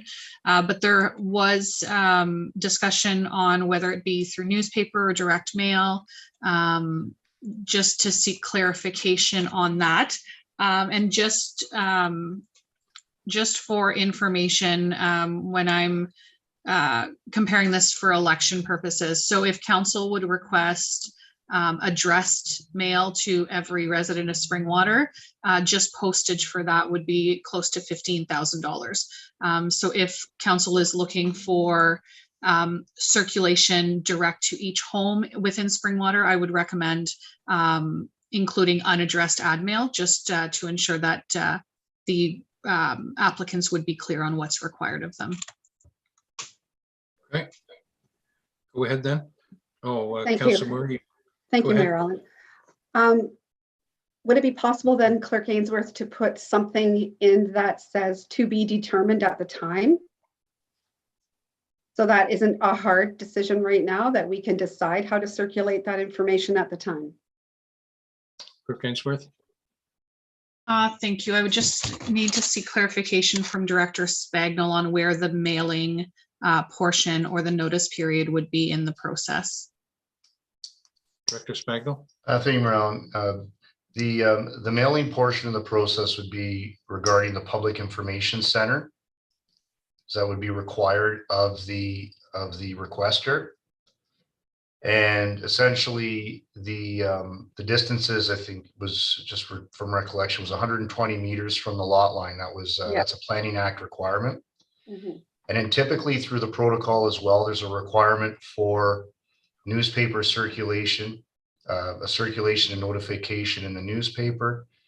And then in addition to that, as I noted earlier, we can provide additional wording to speak to social media channels And then in addition to that, we can also reference special groups. So in other words, any committees of council that may be that may want to participate or may want to know. So for example, Agricultural Advisory Committee could be part of that as well, just to broaden and widen the net. I think that to leave it at the discretion of staff or council kind of leaves things in more of limbo, where it'd be nice to have the protocol be very specific as to how we're going to circulate when these come through, but we can add wording that includes committees of council as well, just so that we cast a wider net.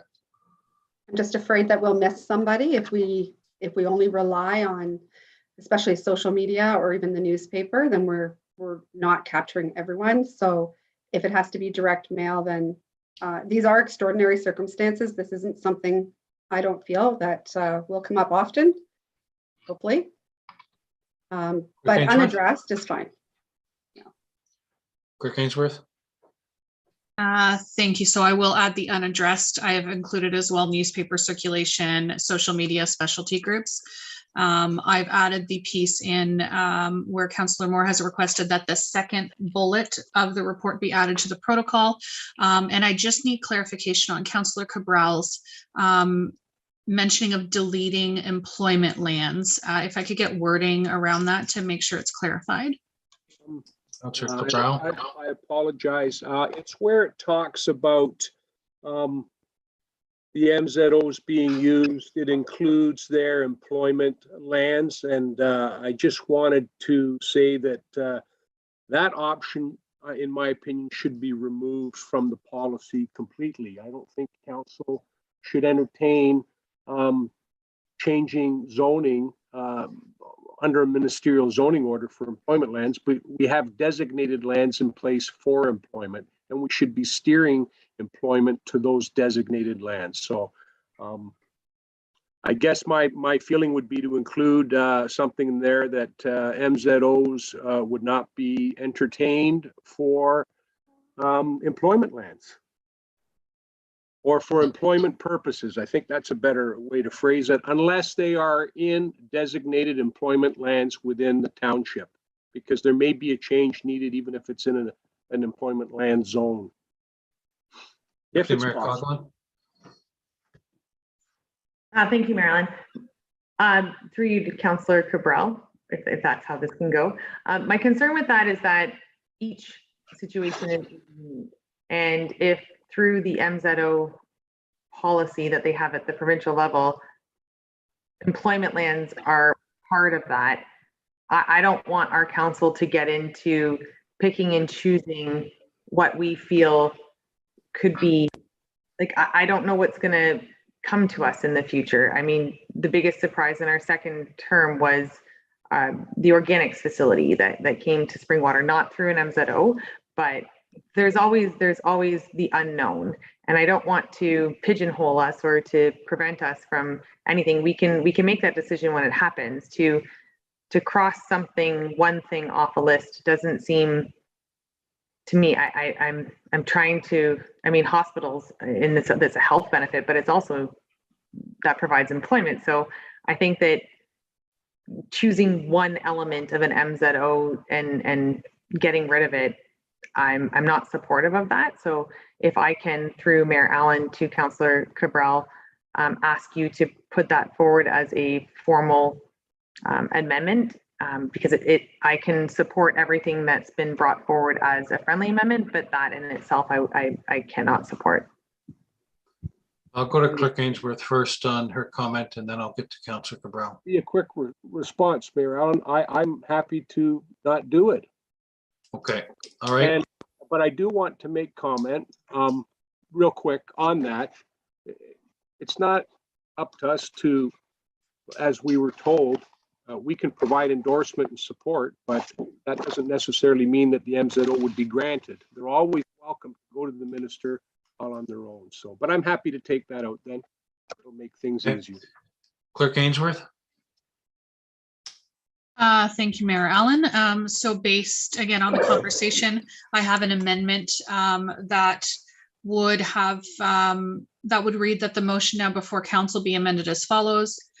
selection of option 1 and to add that bullet 2 of the report be added to the protocol, and also to add regarding notice that all residents of Springwater be provided notice and that circulation be amended to include all Springwater residents by way of the notice being provided to every household through unaddressed ad mail to be posted in a newspaper with general circulation within the township, as well as social media and specialty groups.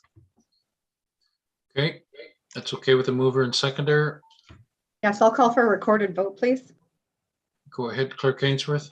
Thank you. As this is an amendment, it would require its own mover and seconder, and then a recorded vote could be had just on the amendment as well as on the main motion, should it be required. Thank you. Okay, Deputy Mayor Coughlin, seconded by Councillor Cabral.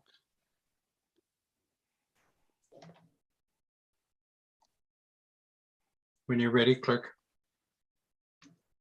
Thank you.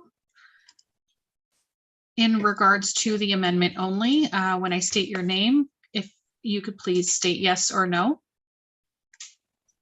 Councillor Cabral. Yes. Councillor Ritchie. Didn't hear you, Councillor Ritchie. You're muted.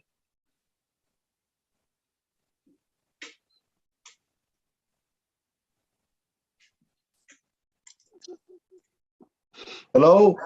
Yes, go ahead. Yeah. Yes. Sorry. Councillor Chapman. Yes. Councillor Moore. Yes. Councillor Hannah. Deputy Mayor Coughlin. Yes. And Mayor Allen. No. That motion is carried.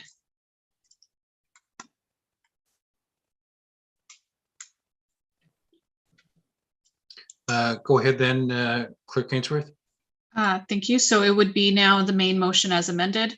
That would read that the report from the Director of Planning Services regarding Minister's Zoning Order Private Request Protocol dated July 6, 2022 be received, and that option 1, that the Minister's Zoning Order Private Request Protocol policy attached as Appendix A to this report be hereby approved, and that a bylaw to amend the fees and charges bylaw to include a $1,500 application fee be presented at the August 3rd, 2022 regular meeting for consideration. And that bullet 2 of the report be added to the protocol, and that notice that all residents of Springwater be provided notice, and that circulation be amended to include all Springwater residents by way of the notice being provided to every household through unaddressed ad mail to be posted in a newspaper with general circulation within the township, as well as social media and specialty groups. Okay, all those in favor? Sorry, is that going to be a recorded vote also, please? Thank you. Go ahead, Clerk Ainsworth. Just be one moment. Also, the space bar is mute and unmute. So if you're ever looking to mute and unmute yourself, the space bar does that. You know, that doesn't work on all computers. That's hit and miss. Really? I'll blame it then next time. Thank you. So the vote would be on the main motion as amended. If you can please state yes or no. Councillor Cabral. Thank you. The space bar doesn't work on my computer, and my response is yes. Councillor Ritchie. Yes. Councillor Chapman. Yes. Councillor Moore. Yes. Councillor Hannah. Yes. Deputy Mayor Coughlin. Yes. And Mayor Allen. No. That motion is carried. Didn't we all get the same computers? Not the same space bars. Okay, moving on to 9.1, and we have a long, probably the longest list of action reports we've had in 4 years. But we're -1 now, 9.14. So can I have a mover and seconder to get the action reports on the table? Councillor Ma Chapman and Councillor Moore. Okay. first of all, who would like to pull any of these? Councillor Hannah. Questions at 9.2, 9.11, and I'd like to pull 9.4 and 9.15. Okay, repeat that piece a little more slowly because I have to write it down. Sorry about that. Question 9.2. So J, H, yep. 9.11 9/11. J, and H. pull 9.4, 9.15. H, J, H. Okay, next. Councillor Cabral. Actually, to pull 9/11, I don't know if Councillor Hannah asked for it to be pulled or just had a question. I'd like it pulled, please.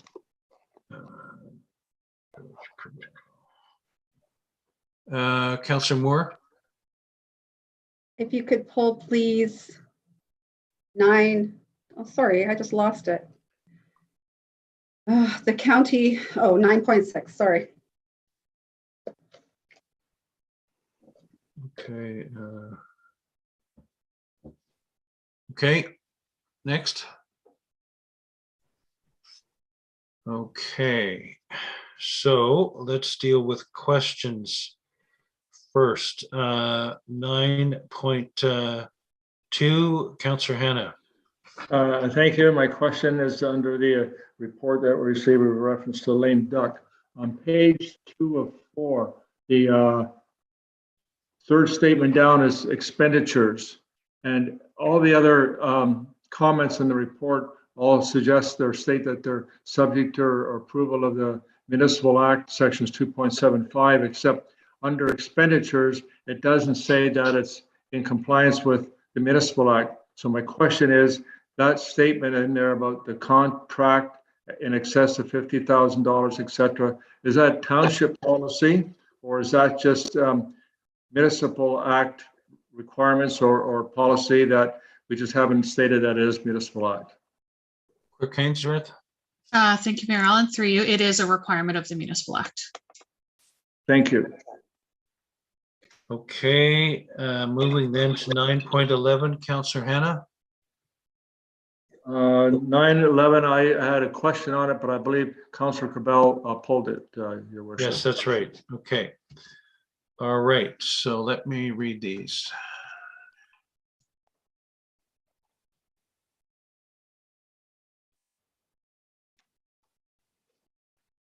Okay, the movement and seconding is that action reports 9.2 through 9.15 be received, and that the recommendations contained in the following be approved as presented. And that would be 9.2 delegation of powers, restricted acts of council, lame duck. 9.3 retrofit of council chambers, hybrid meetings. 9.5 drainage agreement acceptance, consent application, re 1296 of 1302 Wilson Drive. 9.7 road naming Midhurst Heights. 9.8 site plan amendment 2022-001. Re 1315050 Ontario Inc. being 74 Yonge Street South. 9.9 site plan SP 2022-003 Global Simcoe Paving, re 15 Bertram Industrial Drive. 9.10 SU 2007 -004 and -003 Midhurst Heights Stage 1 Subdivision Agreement Authorization. 9.12 Elmvale Village Phase 1A Certificate of Final Completion.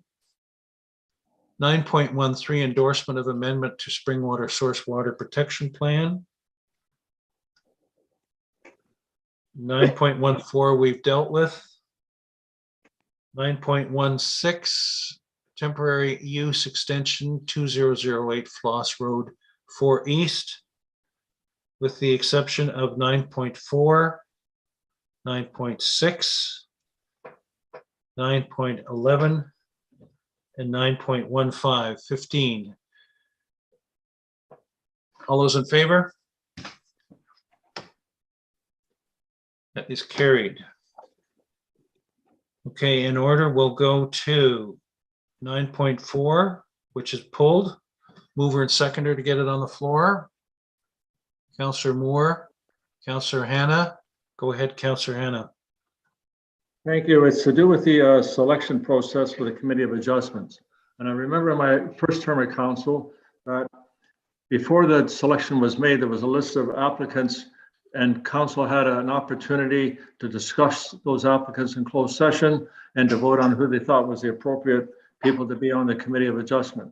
I'm suggesting going forward with the next council might want to consider that instead of just having them appointed by the elected mayor, they might want to also have an opportunity to have some discussion on who's going to be on committees, especially the Committee of Adjustment.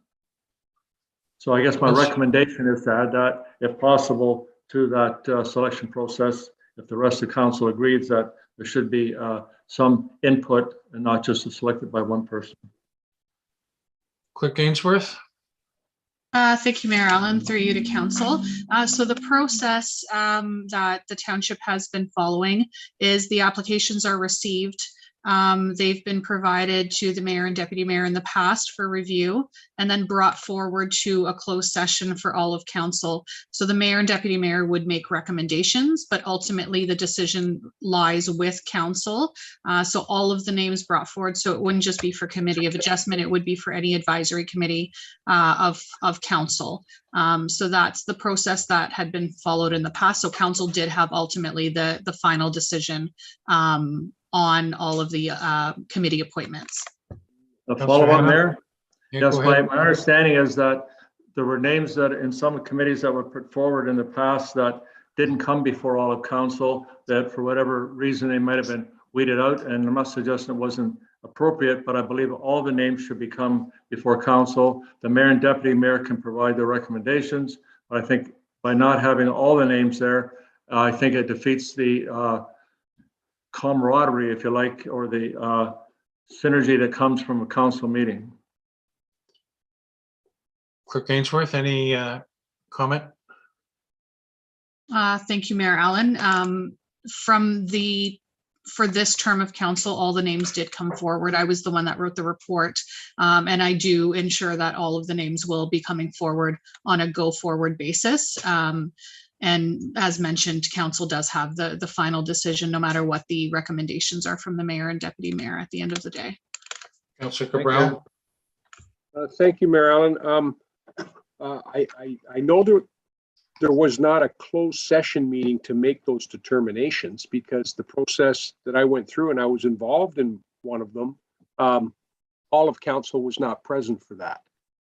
So maybe we missed it. I don't know. Okay. Deputy Mayor Coughlin.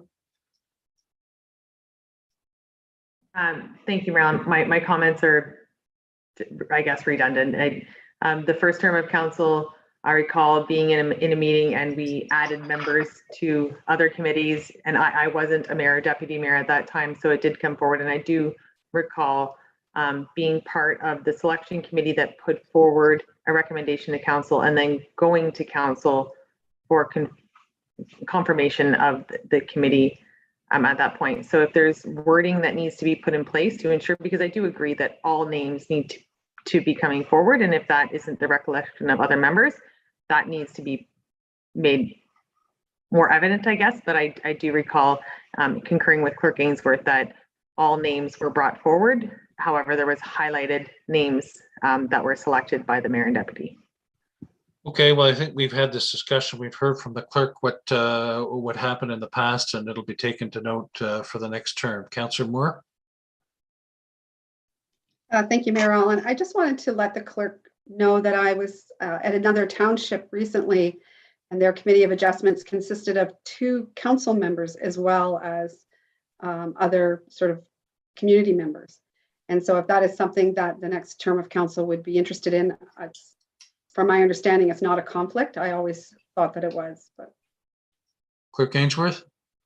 Thank you, through you to council. So it's common in smaller municipalities where council actually sits as committee of adjustment, so there is no conflict.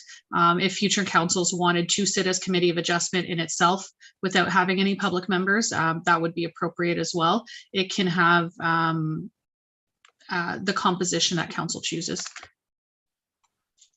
Okay, the motion is that the report from the manager, legislative services township clerk regarding the committee of adjustment updated terms of reference dated July 6, 2022 be received, and that the bylaw to update the committee of adjustment terms of reference for 2022 to 2026 term be presented for consideration at the July 6, 2022 regular meeting of council.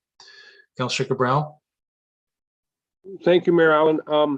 If we vote on this, it's going to be as written. I'm just wondering whether or not we would like to have a member of council sitting on the committee of adjustment, whether that might be appropriate to put it forward as a motion. And then it will be in the policy and the terms of reference. And I'm just turning that back to Councillor Moore to see if she would like that to happen. Councillor Moore has sat both on council and committee of adjustment. So what are your thoughts, Councillor Moore? I'm not opposed to a council member being on the committee because council does bring a different perspective, like all the members do. So I wouldn't be opposed to that. I'm not sure that I need to make a motion to make it part of the policy. I think it should be presented to the next council to see if there's an interest. Okay. All right. All those in favor of the motion as just presented? That is carried. Next is 9.6, which deals with the MCR. And that was requested to be pulled by Councillor Moore. Can I have a mover and seconder to get it on the floor? Councillor Moore and Councillor Ma Chapman. Go ahead, Councillor Moore. Thank you. I was hoping that we could have Director Spagnell speak to this report, specifically as it relates to the impact of the Midhurst secondary plan development, because it's so conflicting to what the county is presenting. And I'm wondering, what leverage do we have at this point to make it more consistent with the reality that we're faced with here? And if I may, before just directing it to Director Spagnell, I find it frustrating because a good portion of what your comments were the comments before, especially with respect to population and numbers. And I've experienced in discussion with the county at different committees and different meetings, the feedback and input. And, I get mixed reactions as to how much they can change, how much the province can or will change. And what's the exercise all about, Director Spagnell, in your professional opinion? Thank you, Mayor Allen. Well, the exercise really, from the perspective of municipal comprehensive reviews, is to bring the county plan into conformity with all of the upper tier applicable documents, all the planning documents. It's to try to align and try to land on what the growth forecast will be for the county of Simcoe, and essentially try to forecast where that growth is going to end up based on key policies and parameters provided for in the growth plan. So to Councillor Moore's point, with respect to the Midhurst secondary plan, essentially the way the amendment is drafted is that lands that are designated can move through the development process, and it's my understanding that they're not obstructed. However, the picture that's painted within the work that's been completed by the county and the forecast that's been provided significantly understates the amount of growth that Springwater is currently experiencing. So in essence, if the municipality is not doing its work to go figure out what that pace of growth is and what services are needed to support that population that's coming in, and was to rely on the county policy and the growth forecast that's presented within that, we could have a potential shortfall in services. So I think really the takeaway from this is that the local work is going to dictate what services are needed. The local work that we're completing will need to influence things such as development charges. The local work that we're doing will need to take a look at how the municipality needs to be fiscally responsible, because it's very clear that there's an understatement of where or how big the municipality is going to grow. Never mind up to 2051, up to 2031. So I think, to answer Councillor Moore's question, my understanding of the policy is that for the draft plan approved subdivisions for Midhurst, that they can proceed to move forward because they're planned, their servicing plan to be in place, the infrastructure is being worked on right now, and you've got building permits being issued. So there really is no impediment to that growth coming to the township. Where I think there is an impact is where you take a look at all of the other settlement areas in Springwater, where you might have rural designations or agricultural designations still in settlement areas, whereby the population allocation that's provided and forecast for the municipality may hinder the ability to designate more lands for development. So I think from the standpoint for what the exercise is meant to do, from a growth management perspective, the county is wrestling with directing the growth that has been forecast for the county by the province is being directed to the primary growth areas, and the rest of it has to be spread out amongst the other settlement areas within the county. And I think, to be fair, the county's having a hard time because, quite frankly, the population that's forecast and that's been identified by the province is not representative of what's actually happening on the ground. I think that's really the impact that we're looking at from Springwater's perspective. So, as far as the comments go, it really looks for clarity on those fronts. It looks for what happens to lands that are not designated in settlement areas. It looks to confirm whether or not there is an impediment to growth moving forward. And basically, the report simply states that from planning staff's perspective, we don't agree with the forecast because it's not a clear representation of where the municipality is going. Essentially, my take on it is that the number and the growth in the population as forecast at 2051, the township should see by 2031.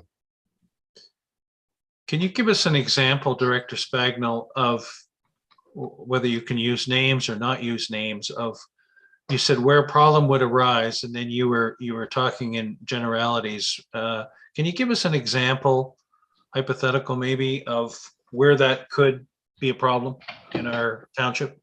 Mayor Allen, I don't know, this isn't necessarily a hypothetical question, but I appreciate the question. We have settlement areas, and I can name off a few of them, where we have lands that are currently designated agricultural and rural. For example, there are lands in Ant Mills that are still designated for rural, where there may be some appetite for future growth to be located in those areas. We have lands in Snow Valley that are still designated rural. We have lands in Phelpston that are designated rural. So in essence, what this means is that the consideration of additional urban development type designations could not be considered if we're not meeting those growth targets, if there isn't enough growth population allocation. And the policy as written doesn't necessarily clarify that. And that can lead to confusion when we do see applications come into those areas. In addition to that, the read of the policies with respect to settlement area expansions is that although the municipality can consider settlement area expansions for 40 hectare pieces of land, at the end of the day, what the county is pointing out through these policies is that if you do not and you cannot justify and provide justification that there's the need for that land, then a settlement area expansion won't be considered. So essentially, by saying that we're only growing to 10,000, an additional 10,000 people to 2051 is an understatement. And if we surpass that and it's not revised to reflect what's going on, the consideration for more lands can't come into place until we can justify that more land is needed. So what is the what's the chance of getting those numbers revised upwards to realistic numbers? Mayor Allen, I think there's a slim chance to having those numbers revised. The reason is because the fallback here is that there was no impediment for approved development to move forward. If there was an impediment to development moving forward based on those allocations, then I think there would be an argument. But I think the issue here is that the land's already draft approved. They're planned to be serviced. There's already infrastructure dollars that are being spent. So as far as what the municipality has on the books, I think what the county is saying here is that we work with what we've got. And once we see what the absorption's like, they're going to have to come back and review it to adjust and revise when they do their official plan review in the future. Follow on, Councillor Moore. Thank you. Can you just then confirm, Director Spagnuolo, what the already designated employment lands look like? And how far away those numbers are from reality for us? Well, thank you. Thank you, Mayor Allen, through to Councillor Moore. The comments really take a look in the comments, the specifics on the amount of population that's here based on the industrial land base, specify the need to take a closer look at it at the local level to do that work. The county's work is at I would say at a higher level. And similar to previous discussion, it was indicated through growth management work that there was sufficient land available for industrial and employment uses. But the question is, how many jobs does that industrial land represent? And how underestimated is the county's forecast compared to the land that's available in the municipality? And that's what staff is referring to, where there needs to be more local work done to consider how many jobs that actually represents based on the population and based on the amount of employment lands that are available. Thank you. Okay. 9.6. All right, the motion reads that the report from the Director of Planning Services regarding the Simcoe County Municipal Comprehensive Review Official Plan Amendment Growth Management Springwater comments dated July 6, 2022 be received, and the staff be authorized to submit township comments as generally outlined in Appendix A to the report, and then additional comments from council also be submitted to the county for consideration prior to the July 8th deadline. All those in favor? That is carried. Next, we go to 9.11, which is the draft school crossing guard program policy. Mover and seconder to get that on the floor, please. Councillor Ma Chapman, Councillor Moore, Councillor Cabral. Actually, Mayor Allen, Councillor Hannah had originally asked to ask a question. I'm happy to let him go first. Go ahead, Councillor Hannah. Thank you, Mayor. I guess my question is whether the crossing guard will be maintained at Hillsdale. Before we put traffic lights in there, but quite a considerable expense to Springwater Township taxpayers, there was also electronic, I forget exactly what it's called, that the Ministry of Transport put there. And I understand that there was a petition asking to have those removed and traffic lights installed, which happened. My question, based on the information that I recall, is that once the traffic lights were put in, the crossing guard would no longer be employed there. I believe the traffic guard has still been used up until the end of this school year. My question is, will that crossing guard be maintained coming the next school year this fall? Okay, I'll go to CAO Schmidt on that, please. Thank you, Mr. Mayor. Through you to Councillor Hannah. My understanding, Councillor Hannah, that the crossing guard will remain at that site until directed otherwise by council. Follow on. Thank you. So I believe if we're going to maintain a crossing guard at that location, we have a number of other crossing locations that within the township and other communities that do not have crossing guards. and some of them also have traffic lights and there's no crossing guards. So I'm looking for consistency, and I think we have to make a decision. Either we're going to put crossing guards in the rest of the crossing locations where there are traffic lights, and I believe in the report there was 5, or are we going to maintain it just in the one location? I think we have to come up with an appropriate decision here on how we're going to go forward. CEO Schmidt. Thank you, Mr. Mayor. I believe, through you, Mr. Mayor, to Councillor Hannah, I believe the policy that's before you tonight provides for some direction for council to consider whether you add, modify, and or remove crossing guards at different locations within the municipality.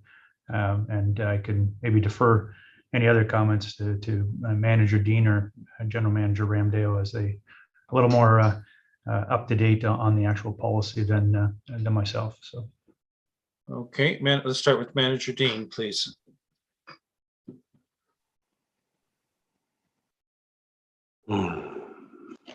Sorry, my computer is slow here.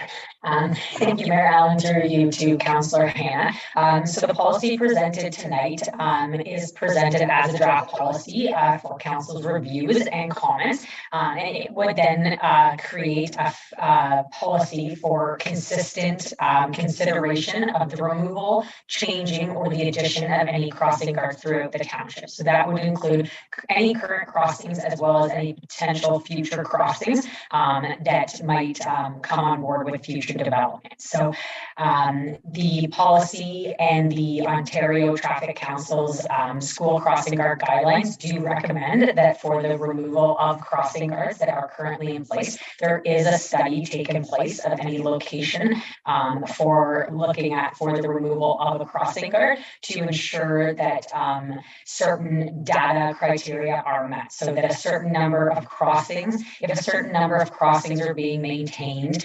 and based on traffic and volume studies as well as sight lines and other various items, if they are met, then there would be, based on the criteria, there would either be a positive warrant to keep the crossing guard in place, or potentially the data could show that it would warrant looking to remove and or change the crossing guard.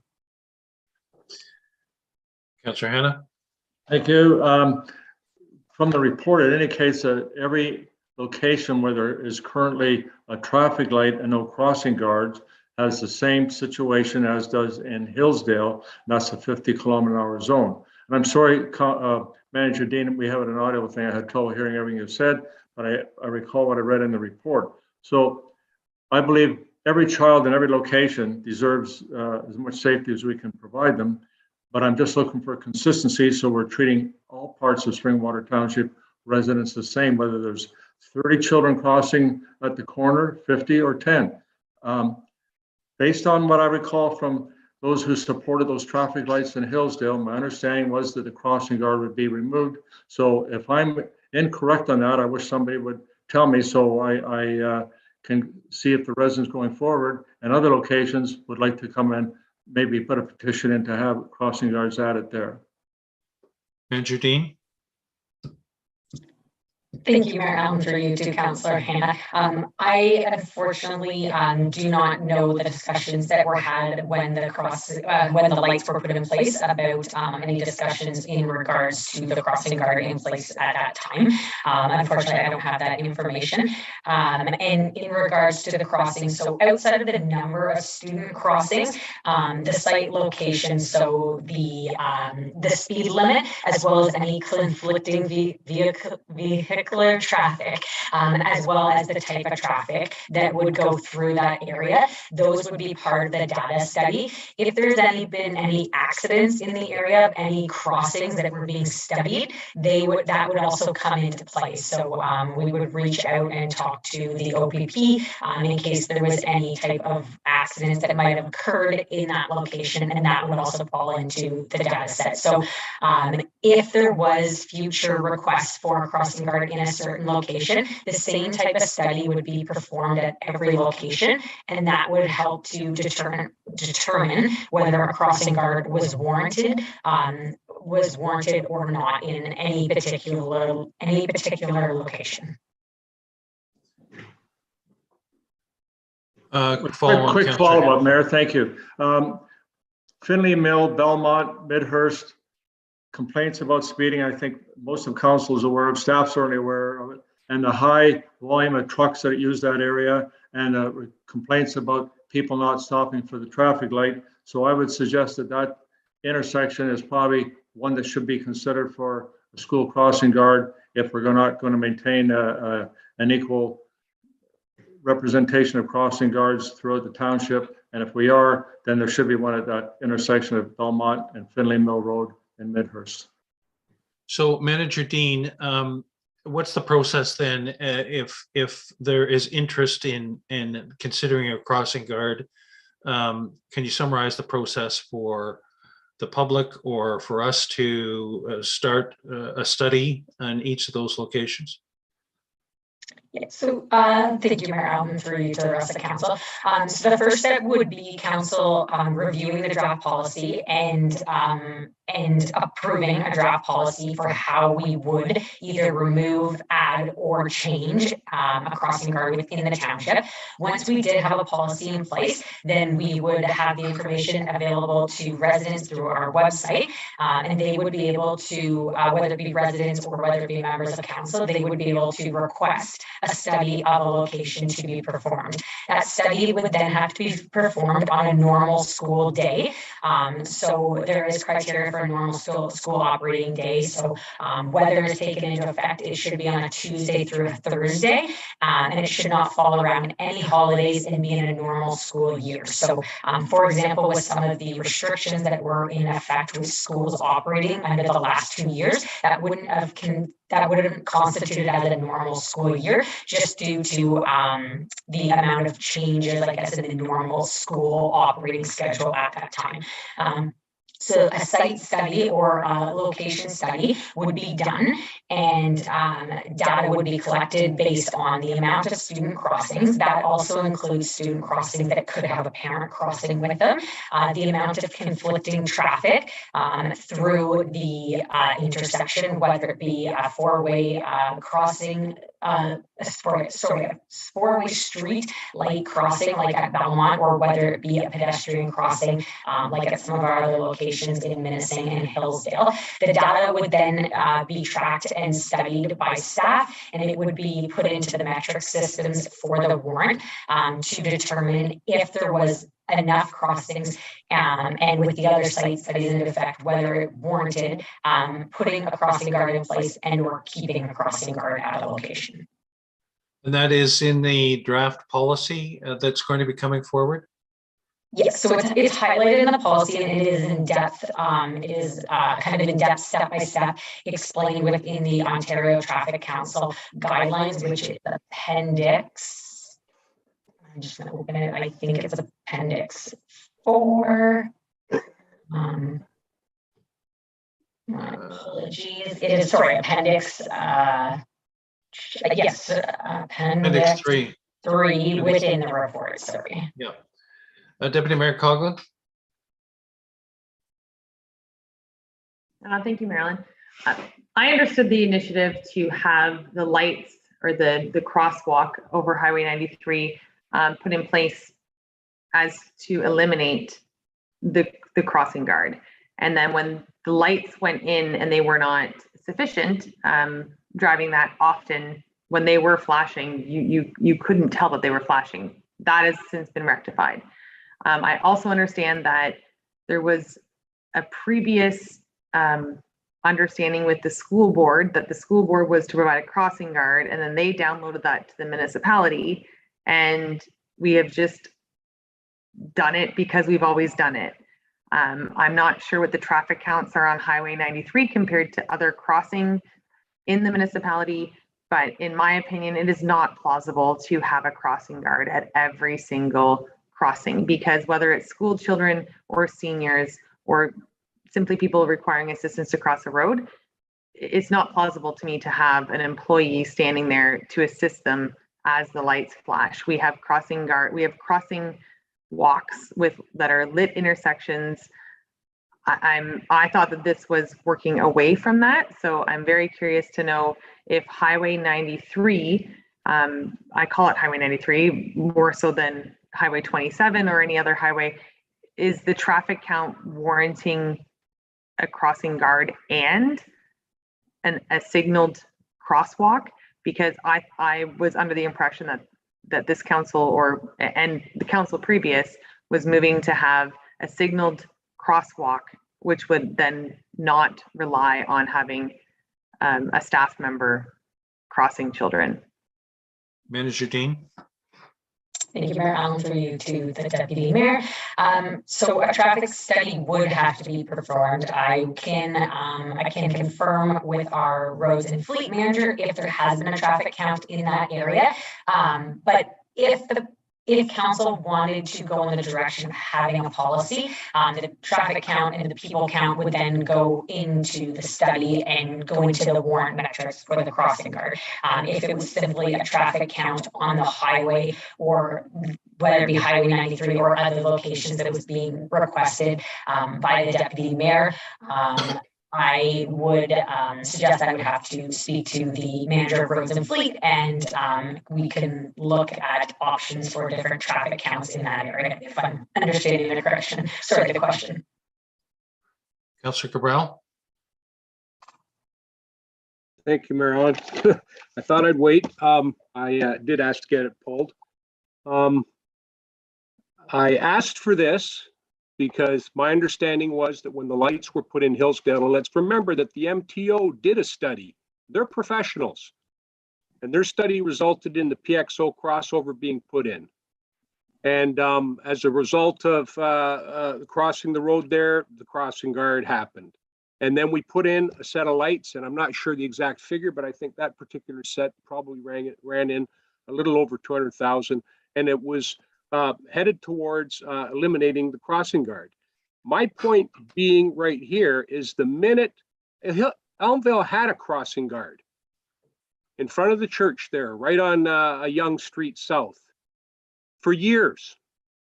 And when the lights went in there, Council of Day ended up putting in some lights there to enhance safety. The minute those lights went in, that crossing guard was removed. There were no studies done. If we're going to implement this policy, we have to start at the baseline. So either all of these locations get a crossing guard and then we do the studies and crossing guards that aren't warranted are removed, or every location starts at the base without a crossing guard. And if the crossing guard is warranted, then it's put in place. I don't want to play favorites with any particular part of the township, but if there's a crossing guard in Hillsdale, I can assure you Finley Mills Road in Minnesing could use one. That's a busy road. George Johnson running through Minnesing, the kids cross from the other side of the road there. That's a major roadway. Southbound here in Elmvale on Young Street alone, and that was the only crossing guard we have. We have 3 locations that are designated in the school zone. And I'm still trying to figure out why the one in front of the library isn't included in the list, and the new one up on George Street isn't included in the list. And I did send an email through, but I must admit I'm having problems with my email today. So may very well be that the staff member I sent it to didn't get an opportunity to read it, or maybe who knows where it went. But my point is this: we didn't have a study in Hillsdale to put a guard there. And now we're being told, and I was surprised we had to wait till the end of the year. I'm going to propose a motion right now, Mayor Allen, that all the locations listed on here get a school crossing guard for the very beginning of September, so that every child in Springwater Township is treated the exact same way. Elmvale lost their school crossing guard. I've mentioned it more than once. And I think if you're going to have a school crossing guard up in Hillsdale, like we used to have here in Elmvale, I think the school crossing guards should be in place at all these locations. And then after the surveys are done, get them pulled if they're not warranted, or start at base 0, no school crossing guards across the board, do the surveys and implement them when they're there. So that's my position on this. The children in every one of these locations are just as important. 27 going through Elmvale on a Friday, especially if it's a long weekend with the Monday off. I can tell you right now, those kids have a horrible time trying to cross the road there in front of the church on Young Street at Howden. So that's my particular position on this. And I really don't know how any other members of council are feeling about this, but Elmville had something and it was taken away when the lights were installed. Yep. And so you're making a motion to, well, first of all, I think you're making a motion to have crossing guards hired for September for all of the locations.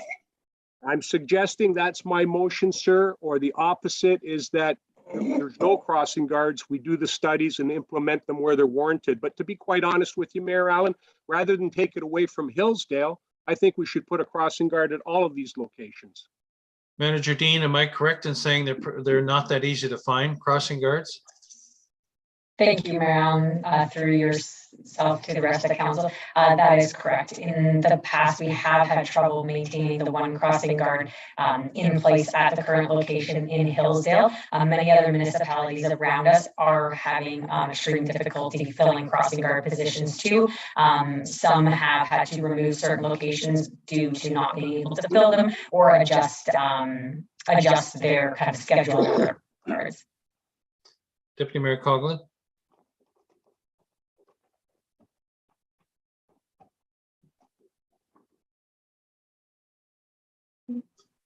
Oh, she disappeared. Mayor Allen, fast follow on, please. Yeah, go ahead. Question for, I don't know if this question through you would be for finance or maybe Director Dean can answer it. What's the current rate of pay for the crossing guard in Hillsdale? And what benefits might they be getting? Manager Dean, do you know that? Yes. Sorry, 1 second. I'm just going to pull it to make sure I don't misspeak here. Clerk Ainsworth might be able to help me with the figure. The current employee is, I can start with the current employee is a contracted seasonal employee. So they're contracted for the season, for the school season. And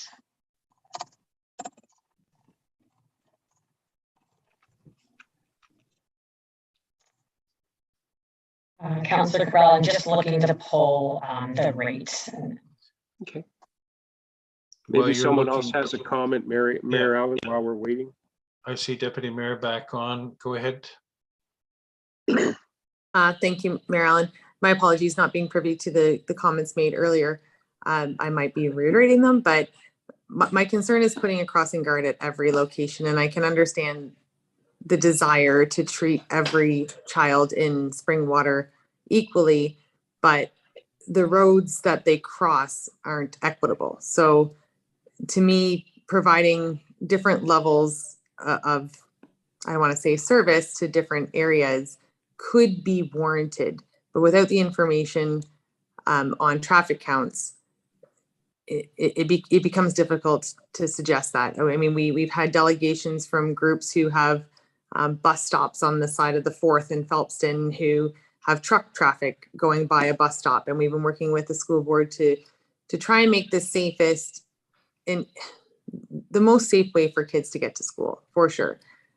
What I will reiterate is that in supporting the MTO, the work with the MTO to get that crosswork in there at that expense, my understanding was that we were moving Springwater across the board to not having staff members as crossing guards. Councillor Cabral's suggestion to have equity amongst, I would support a motion to remove the crossing guard there before I could ever support putting a crossing guard at every crosswalk in Springwater. Okay, Manager Dean, did you find out that information? Thank you, Mayor Allen, through you to Councillor Cabral. So the school crossing guard rate is currently a flat fee rate per day based on 3 crossings per day. So they do an AM crossing, the midday crossing, and the afternoon crossing for $100 a day. And I can confirm what with the Director of Finance and get back to you what that would equate to for the school season, so our school year. Thank you. Okay. I fully see it would be $500 per week on the regular school week. I have to say thank you very much, Deputy Mayor Coughlin, because that is the other alternative.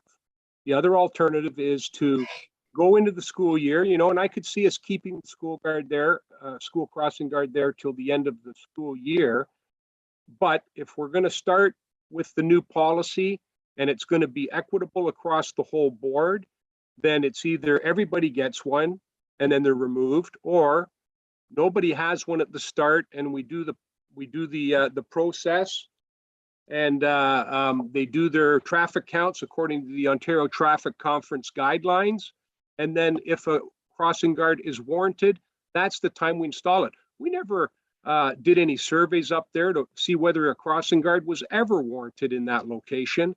And now we have the tools to do it. And it seems that we're just going to keep one there. And if we're going to keep one there without knowing whether or not it's even warranted according to the policy and guidelines that we're proposing before ourselves, then I'm just saying, if that's what we're going to do at one location, we need to do that at all locations across the road and then pull them later. I'll tell you right now, $100 a day, $500 a week. I don't think you're going to have too much trouble finding crossing guards nowadays, because that's how we found that one. Yeah, well, Manager Dean, you certainly have received a lot of comments, feedback from the residents in Hillsdale on the need for continuing a crossing guard there, I believe, have you not? Thank you, Mayor Allen, through yourself to through yourself to the rest of the council. Yes, there was a I guess not necessarily a petition, but comments sent in through the school and through the community about the school crossing in that location. As the report was presented tonight, not as a recommendation report to look at changing at this point, but to look at a draft policy. The comments weren't attached as an appendix to the report, but we can have the comments shared through. Councillor Mott Chapman. Thank you, Mayor Allen. And going back to the first year of our term, I thought once we got the traffic lights in, that we wouldn't have that crossing guard. And I know with COVID and everything, maybe we kept them on. And the issues we had with those lights on Hillsdale. I do like Councillor Cabral's idea of reverse of starting with 0 and then start with Highway 93, because I can't say it's the busiest, but it could be. And I just want to know if any place that has lights, has any of those residents complained or commented, like Elmville, Midhurst, and Munising? And Jardine? Through you, Mayor Allen, to Councillor Ma. Just for clarification, resident complaints in terms of dangerous crossings or vehicles not following the lights? Probably both. Like maybe, sorry, through you, Mayor Allen, maybe suggesting that there's a crossing guard plus the lights. Is there any complaints about that? So outside of the comments and feedbacks we've received in regards to Hillsdale, concerned about potentially losing their crossing guard and their concerns with that, we haven't at this time that I'm aware of received any recent comments or concerns about the looking to add or request to add a crossing guard in other locations. So, Manager Dean, if we started in September to study whatever locations, would we just automatically study all locations or wait for requests to come forward for a study in location by the residents in that location? Or what would be the most logical way of approaching it and practical way? Thank you, Mayor Allen, through yourself to council. So there would be significant staff time considerations to take into place. I would suggest it is up to the will of council whether they would like us to have I have an order that we would go through the current locations listed within the report, and if there's any other considerations listed, or whether it be council's direction that they would like to wait until certain locations were requested to be reviewed, and then we would follow the policy that way. Okay, Councillor Cabral. Thanks again, Mayor Allen. These locations that we already have, and I want to keep in mind, I don't know how many times I have to say this. The crossing guard was in Elmville. When the lights went in, the crossing guard was gone. Okay? Now, that doesn't mean that the people in Elmville don't want a crossing guard at their locations either. The reason they're not asking for it is because they're ignorant of the fact that another location in Springwater Township has one. If they find out that they could have one too, do you not think that they would be knocking at Springwater Township's door? I'm their voice. That's why I made this motion originally back then, so we could have something to define where crossing guards were put in place, because under my understanding, the crossing guard was going to be removed in Hillsdale.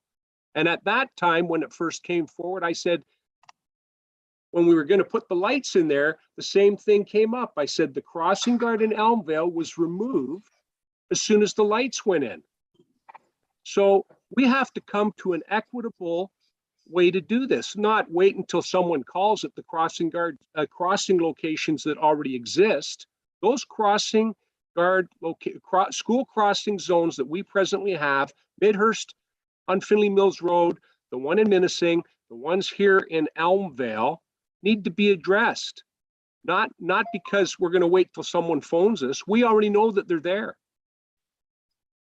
So Okay, I don't, so just saying, this is not going to go away. I mean, we're still back at square one here, Mayor Allen. Councillor Mott Chapman. Thank you, Mayor Allen. And maybe through this conversation, I might have missed it. But how long would the study take if we are going to study each Manager Dean. Thank you, Mayor Allen, through you to Councillor Ma. So there does have to be 2 non-consecutive days at each location studied, and then the data would come back, be put into the matrix and the grid and reviewed. So depending on the amount of locations, I would suggest if you say 2 non-consecutive days, if you're doing multiple locations, you would probably kind of work your way through the locations and then come back and do it for the second day. So depending on how many locations, I would suggest we would be likely, it's really hard to say based on the amount of locations, but I would suggest we're say about 2 weeks or so per location. If you were going in a different order, then you could mash them together. So could be a couple of months. Follow on. Thank you, Marilyn. And just a thought. So if we did the study in Hillsdale first, because that's where we thought the crossing guard was not needed after the lights, and the study comes back that we don't need the crossing guard, just the rest of the council, do you want to do study on the rest of the walkways? Okay, well, I think Councillor Cabral wants certainly Elmvale to have a study. Go ahead, Councillor Cabral. Thank you, Mayor Allen. Just to share with council, this is not something I'm not familiar with. I worked with safety patrollers in Barrie for 9 years. I know a good number of police officers down in Toronto, and when I worked there, if the school crossing guard didn't show up, it was a police officer that took his spot in Toronto. That's how important the locations were. I know that they have officers down there that are very capable. They do this on a regular basis, and I feel fairly confident that we could probably arrange to have someone with that type of expertise come up and assist us in doing this. And I would suggest to you that the OPP would also maybe have someone that's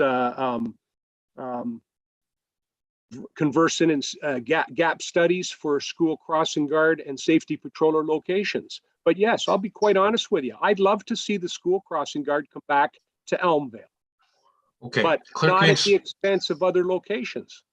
Clerk Ainsworth, let's get some wording then that basically says that we need to find out a way to do these studies expeditiously starting the next school year. Councillor Hannah? As it was pointed out earlier, MTO did a study before we got traffic lights, and they determined that they weren't necessary to have traffic lights. So we went ahead and did it anyway. And my understanding was once those traffic lights come in, the same as the deputy mayor has pointed out, once those traffic lights come in, there'd be no more school crossing guard. Don't know why the school crossing guard's there. Unfortunately, we take the school crossing guard out, or we're going to have probably a pretty expensive impact going forward with everybody that knows there's an opportunity to have crossing guards are going to want them. Well, I think Clerk Ainsworth, do you have some possible wording? Thank you, Mayor Allen. I do have possible wording regarding the assessments. I would just need somebody to table a motion regarding the two options that have been discussed on whether all locations receive a crossing guard or or that the Hillsdale crossing location be removed. And then I have wording regarding the assessments to be conducted on a priority basis for the beginning of the school year. I think through discussion, it's, to start with crossing guards in all locations is not fiscally prudent and probably practical from a resource perspective. So it sounds like we should start at zero and then do the studies and either this council or future council make determinations accordingly. Do you have your card up, Deputy Mayor, or what are you doing? I'm trying to figure out how to do this from my phone because my internet at home didn't work and then my computer died in the office. So bear with me, my apologies. But no, my concern would be that this is going to move forward and the school year is again starting. And I think that having this looming over this, I think this should be put in place for the following school year. There may be an opportunity to have a transition in place for Hillsdale should council choose to remove the crossing guard, but to suggest that we're just going to take it away in 2 months, I don't see that being a viable option. And I also don't want the community to be in an uproar that's what we're doing. We absolutely need to investigate this. I think that the members of this council have expressed their understanding of the lights going in, and I think that we need to provide concise direction to staff as to where we want this to go. I do not support putting a crossing guard in all locations across the municipality, and I think that it does behoove us to look into removing the crossing guard from Hillsdale. But there also needs to be a transition because the community is very, very used to that. So I wouldn't want to see it just a blunt approach. Thank you. Councillor Cabral. Thank you, Mayor. On that point, that's why I thought they ended up keeping the crossing guard till the end of the summer. We're still in early July. There's 6 weeks to go before these kids go back to school. If we're going to start at base zero, now is the time to do it, not into the next year or the year after that. And they can be the first ones to get the study done and get their school crossing guard back the following week. But I'm just saying it's equitable to everybody concerned, Mary Allen. I don't know about anybody else, but my understanding was that when the lights went in, the crossing guard would be removed. No, well, actually, you keep saying that, but there was discussion of a transition period after the lights went in before the decision was going to be made whether to remove the crossing guard. And I agree with you, sir, but as I said, there was no transition period. Now we've got the whole summer where the kids haven't been used to a school crossing guard there at all. Now would be the time to, I guess, inform them that, we're going to be doing the gap study. We're starting at base zero. You guys are the first on the list. Well, you say there's been a whole summer where there hasn't been a school crossing guard? Exactly. Well, there hasn't been school. Crossing guard. Exactly. They're still crossing the street, Mayor Allen. It's not like they all stay home because school's out. They're crossing that street on a regular basis. and they're using those lights by themselves. Well, or with parents during the summer. Fair enough. Okay, so Clerk Ainsworth, I'd like to see a transition period and go ahead with the studies and but have a transition period that involves some period of time while the studies are going on. And Mayor Allen, I do have another comment with respect to the policy itself. Go ahead. I noticed there that there's the 30. I like that. That's at the low end. We are mostly rural. We don't have huge schools. However, I also know that we're looking at grades 1 to 6. And it's not that I necessarily have a problem with that, but our elementary school in Elmvale used to be from 1 to 8, and those 7s and 8s now attend the high school for their school classes. So I'm just asking that in the Elmvale situation, since that's not a huge move, that maybe there be some consideration, given that the high school is accommodating still. They're still rather young kids, that they do come from all the different locations in Elmvale. And I also wanted to reiterate that whether or not it was an oversight or whether or not there's an issue why it can't be done, why the library crossing location does not have a school crossing zone sign, and that it should be included here, and that we also have the new crossing in front of George, and the kids are crossing to go to Our Lady of Lourdes, and to be quite frank with you, some of them cross there to cross again at Simcoe and go over to Huronia. So I'd like to see those added on here, and for them to become part of the gap study that OTC performs. And once again, if requested, I'm happy to reach out to the Toronto Police Service and see if they can provide any assistance to us. Deputy Mayor Coughlin. Thank you, Marilyn. And I don't know who this is directed to, but is there a reason that Yonge Street from, I don't know, Tim Hortons forward isn't a community safety zone? I'm just curious. There's no big yellow signs and 40. I'm just curious as to why that's not a school or community safety zone. There is a school zone there, and it is a community safety zone marked. Okay. I guess that answers that question then. Councilor Bell, I drive it every day and I have never noticed it. So I will take a look for it on September 3rd. If it's not there, please let me know. We'll get it replaced. And I don't know.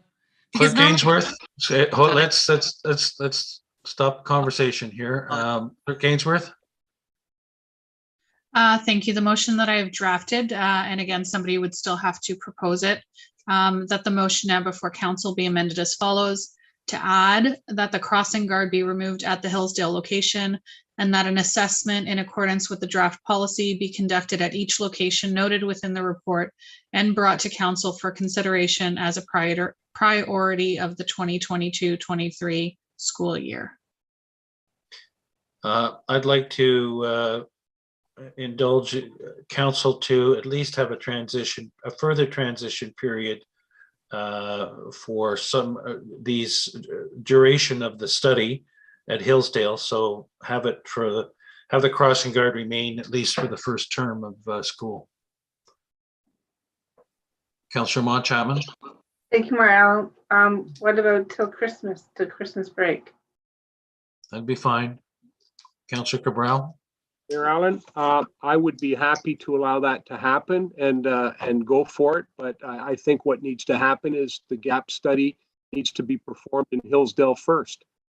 Okay, fair enough. And the same deal before. If you're going to have one there till Christmas, I would like one for Elmvale till Christmas. I'm just being frank with you, sir, because Elmvale had one and now it's gone. I know. So, Clerk Ainsworth. Thank you. So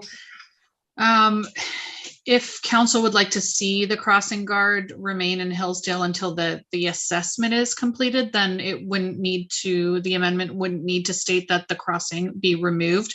It would just be requesting that assessments be completed at all locations.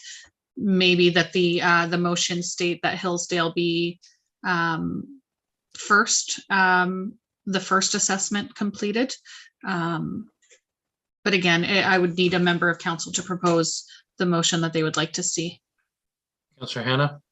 Thank you. I like the motion, the way it was read by the clerk before your amendment, Mayor Allen. I think if we're going to pull the plug, we got to do it and not just beat around the bush about it, all due respect.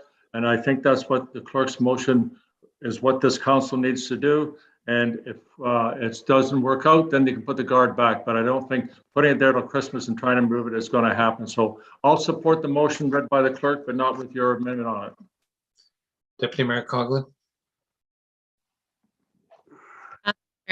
I do support having it put in place for 3 additional months, September, October, November, whichever, have it come out after Christmas, but also give the community an opportunity to transition. We're not talking about, they rely on this service. Maybe there's going to be an opportunity for the school to come back like it's 1980 and have grade 8s do crossing guards again. I don't know if that's viable or not, but at least provide the school and the community with an opportunity to acknowledge what's happening. I think that, as we all know, in the summertime, residents are not necessarily as engaged with municipal politics. So this would provide them with an opportunity to put a temporary or a plan in place to deal with the change that is coming. I don't want to see any more crossing guards across the municipality. And I think that this provides a transition for that community. And it also puts in place a change moving forward away from having staffed crossing guards. Okay, so Clerk Ainsworth, put it till Christmas, please, and put it the first to be studied and as an amendment. And we need a mover and seconder, and we can vote on that and move forward. Moved by Deputy Mayor Coughlin, seconded by Councillor Ma Chapman. Any further discussion? Can you read what the motion reads, Clerk Ainsworth? I'd like to make an amendment to your motion, Mayor Allen. I'd like to hear what Clerk Ainsworth has first, please. Thank you, Mayor Allen. Just one moment.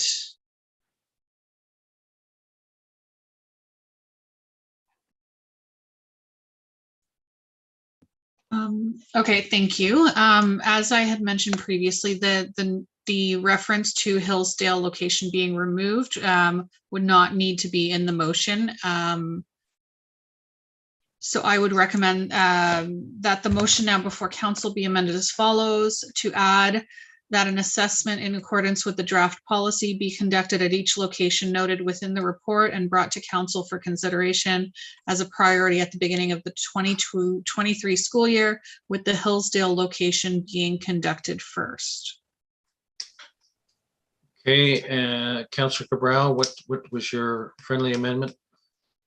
I didn't say it was a friendly amendment, Mayor Allen, but if I heard the clerk, this is the guard stays till the assessment's done. The assessment's at the very beginning.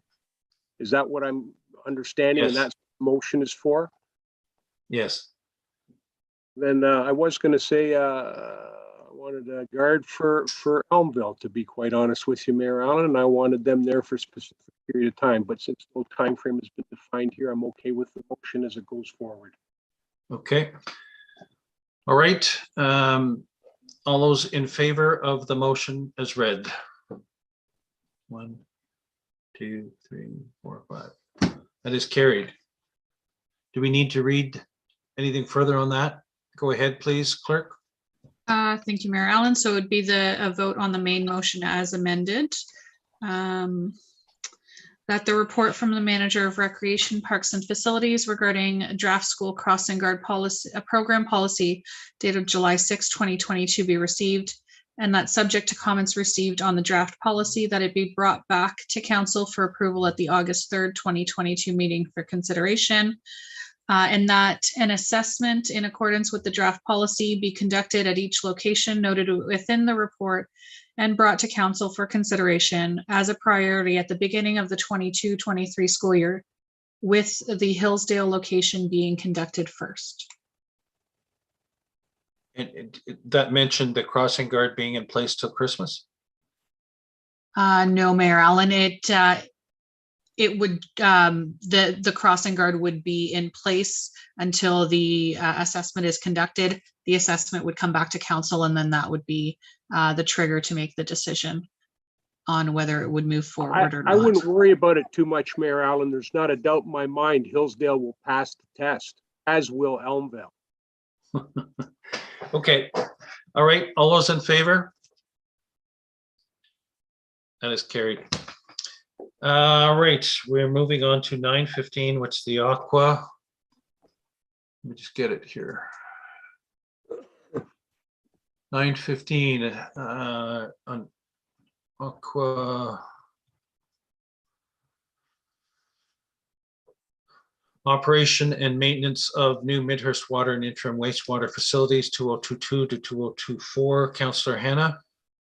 Oh, can I Thank have you, a mover Mayor. and I asked to seconder? have that pulled. I have received information during our council meeting that answered my question, so I don't need it pulled. Okay, mover and seconder to approve this then, please. Councillor Ma Chapman, Councillor Moore, that the report from the General Manager of Infrastructure and Operational Services regarding Ontario Clean Water Agency operation and maintenance of the new Midhurst water and interim wastewater facilities 2022 to 2024 dated July 6, 2022 be received, that a bylaw to enter into agreement with Ontario Clean Water Agency to operate and maintain the new Midhurst water treatment plant and the interim wastewater treatment plant be presented for consideration at the August 3rd, 2022 regular meeting, and that the funding for this agreement be recovered from the developers as set out in the external works agreement approved through bylaw 2021-047. All those in favor? That is carried. Moving on to information reports. Mover and seconder to get these brought forward. Councillor Moore and Councillor Cabral. Any questions with respect to these? Deputy Mayor Coughlin. Thank you, Marilyn. Just on the community hub, I was just curious if there's an opportunity to have a verbal report. Thank you, General Manager Ramdeo. Can you give us an overview, please? Yes, I can. Through you, Mayor Allen, to all of council. The Community Hub project, as we've got set out in our plans, is for a site, as we've termed it. It's located at 1132 Snow Valley Road, which is the corner of Snow Valley and Bayfield, the western corner of Snow Valley and Bayfield. It's a site we purchased from the Ministry of Natural Resources with the intention of developing it into the community hub. Also, the fire station number 2 that was previously about a month ago that was approved, and also an EMS station by the county. This particular community hub project, our goal for it is to be a center where the community gathers and the community feels at home. For that to happen, we constituted a steering committee. That steering committee consists of 6 residents plus myself. In terms of the makeup of that steering committee, it's gender balance, included residents from the northern end of the city, of the township, sorry, right through to the southern end of the township. Also included Indigenous minorities, and a representative there that spoke on behalf of the youth of the township. The process for the community hub, we do have a consultant in place, that is Western Planners. And the process is for a public consultation, followed by us taking that, distilling it, and putting together in a draft concept, long-term concept of what the community hub could be. Once we've got that complete, our intention is to work with the engineers, come up with a functional concept, cost that concept, and then do the criteria, the design criteria for the what that future hub will be. Once this phase is done, this master planning phase is done, then we will go to the actual construction, design and construction of it. And that's going to be a separate assignment. For this particular one, this phase that I'm reporting on today is for the public consultation that we did. We made a conscious decision not to do the normal public consultation, which is generally you have an online session or a meeting somewhere in the township where residents can attend, voice their opinion, give their suggestions. We went away from this one for one main reason. The majority of residents, we did not feel that the majority of residents would be able to attend. And that's been our experience with other communities and other public consultations that have been done. And we purposely wanted the majority to have an opportunity to give their say. If this were for the community, if this were for all of Springwater, we definitely wanted all of Springwater to give their input. So the process was to have workshops with staff, have workshops with groups, have workshops with major groups who have an interest in this community hub. And we reached out to them. We also interviewed every member of council. And also at community events, we went there and we interacted with the residents and we asked them their opinion on what is it they hope to achieve from this. And that we've put together in this division or the presentation that's attached to this report. What did we hear from the residents?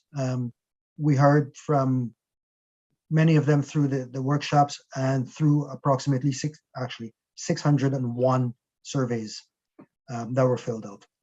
So what did we hear from them?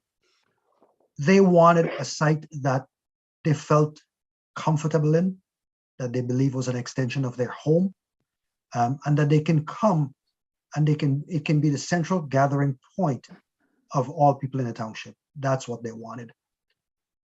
They did not want us to overpower the site. They wanted the nature at the site. They wanted it to connect back to the trails, and they wanted to experience that today when it's built and not 20 years after it's built. And I say that because typically you clear the site and then you replant the trees. So you don't really get a mature nature environment until 20, 25 years thereafter. They did not want that.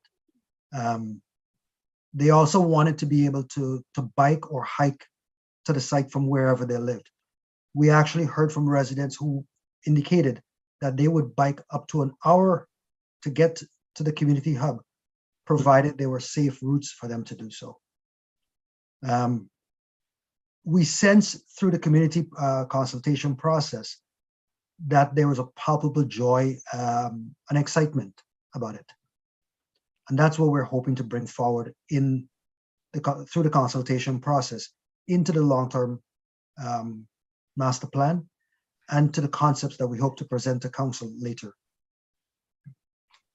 In terms of the next steps after this, the consultants is working on the master plan concept, so to speak, working with the engineers in the layout and the form of the servicing of the site, the traffic flow of the site. And they will come up with a concept drawing that we will then bring back to council so council can take a look at it. And I'm hoping before the end of this council that you have an opportunity to see what it's like. And that's what my hope is. And then to take it to the next council, the new council, for them to finalize that, hopefully to approve it, and then to take the next steps thereafter. Thank you, General Manager. Certainly a good report and excellent survey results as far as the numbers and participation, and that's excellent. Any other questions about the information reports? Councillor Cabral? You're muted. Sorry, space bar is not working. I wanted to, through you, Mayor Allen, to General Manager Ramdeo in regards to the winter maintenance, Young and Queen Street, Elmvale. And my question would be, is this done under contract? The amount was 17,000 and change. And I'm wondering if there's an obligation on our part to stay in this contract, because given that there's 1, 2, 3, I would say 4 of our plows, when weather is bad, are likely to be deployed at that time. And it probably takes the county 5 minutes to go up one way, go down the other. I don't even know if they do intersection clearing when they actually take a run through Elmvale. I was wondering if Manager Ramdale might have some thoughts on that, given the amount, 17 and change, and whether or not there's an opportunity or at least some chance of reviewing it and seeing whether or not it's something that our folks might be able to do, because I mean, we have one truck right in town, and quite often they're left to clean up the mess that the county leave behind. So that was, and I see Manager Ha, maybe he's going to answer this for me. Manager Ha? Yes, through you, Mayor Allen, to Councillor Cabral. We are under a long-standing agreement with the County of Simcoe back to the late 90s, from what I understand, certainly before my time here. The one thing that the county does provide, so yes, we do have a plow that we have plows that run through town. But the one thing the county does provide is 24-hour maintenance, whereas we currently deploy our plows through the overnight and don't plow continuously. And the other is that they provide, they use straight salt for County Road 27, whereas we don't. We use the sand salt mixture. So Young and Queen would end up with snowpack on them. Given our current operation, something that, you know, moving in the future, we'll likely move away from that operation to some degree. Some more major roads we would use salt on, but we're certainly not there yet. Good, thank you. Thank you. Okay, the motion is that the report items listed herein be received for information. The update on master planning of the community hub project, winter maintenance, Young Street and Queen Street, and building services monthly activity report for April 2022. All those in favor? That is carried. I've been requested to take a 5-minute break, so 9:46. Let's be back by 5 to 10, please. We're almost through. Okay, 5-minute break, please.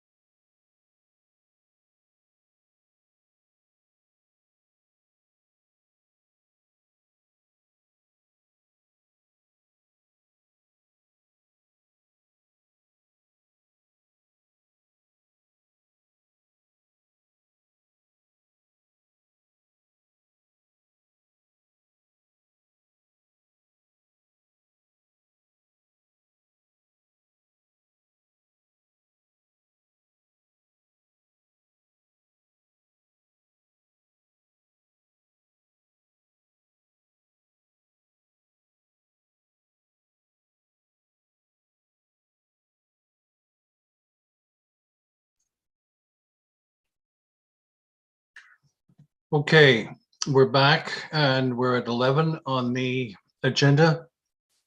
Verbal reports, official plan update, economic development update. Director Spagnell, anything further to your earlier comments? No, Mayor Allen, I do not have anything further to report. Thank you. Thank you very much. Midhurst development update, General Manager Ramdale. Thank you, Mayor Allen, through you to all of council. Sorry, let me pause you for a sec. Sorry, Clerk Ainsworth is trying to flash a card. Thank you, Mayor Allen. So the procedure bylaw states that we have an automatic adjournment at 10 p.m. So council will need to pass a motion to extend the automatic adjournment. Okay, mover and seconder for that, please. Councillor Moore, Councillor Ma Chapman. Clerk Ainsworth, that's sufficient? Yes, and a vote, please. So it would be to extend for an additional hour past the automatic adjournment. All those in favor? That is carried. Thank you. Sorry, General Manager, proceed, please. Thank you again, Mayor Allen. I'll begin with the effluent main. Construction continues on Highway 26 and Wilson Drive. And as I noted in my last update, Wilson Drive is close to traffic due to sinkholes and safety concerns around those sinkholes. At this stage, the contractor and the county and ourselves, we estimate that Wilson Drive will remain closed to traffic, likely for all of July. We have and we continue to provide updates to the public, to the emergency services, and to our fire service as well. On the subdivision work, the construction of the homes continues, and the developer is moving the excess soil off-site. So the truck, you might be seeing this, the trucks leaving the site. The truck route is Carson to Wilson Drive, north to Snow Valley over to George Johnson, to a pit on George Johnson. And we're using those roads because they're built to a higher standard, so they can take the truck traffic. We have asked the developer and the contractor to remind the truck drivers to adhere to the speed limits as they go through those neighborhoods. Work on the signals at Snow Valley and Wilson is progressing. You might have noticed that the street lights, the traffic poles, the signal heads, they're all up. That's the good news. The not so good news is that we're waiting on Hydro to make the final connection. And once the power connection has been made, they will commission the lights. Staff, our development engineering coordinator, is following up with Hydro and continues to follow up with Hydro, hoping to get them to prioritize the connection so we can activate these signals. Over on the east side of Bayfield,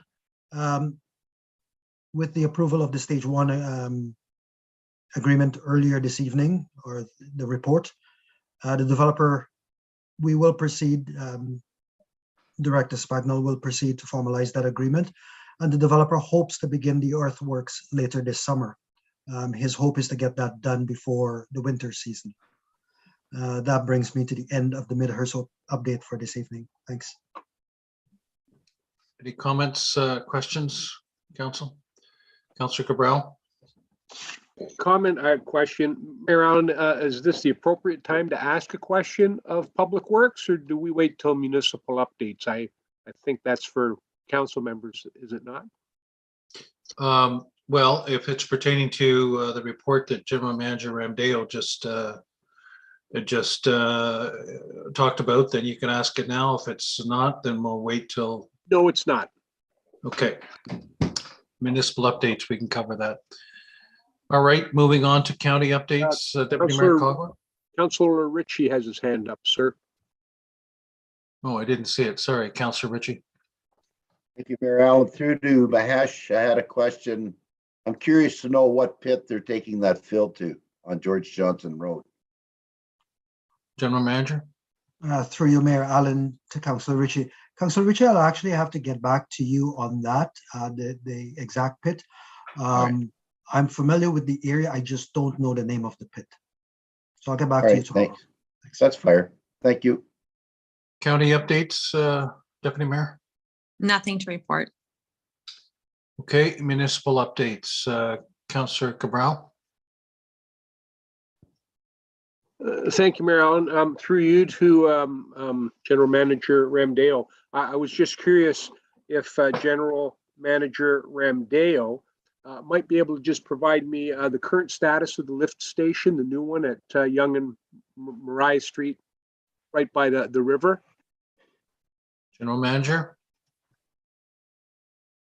Yes, Mayor Allen, through you to Councillor Cabral. The last piece of equipment that's outstanding there is the generator, and that they're going through the commissioning process of that. It's not complete as yet. We hope to have that complete within days, actually. Okay. So that's the status of it right now.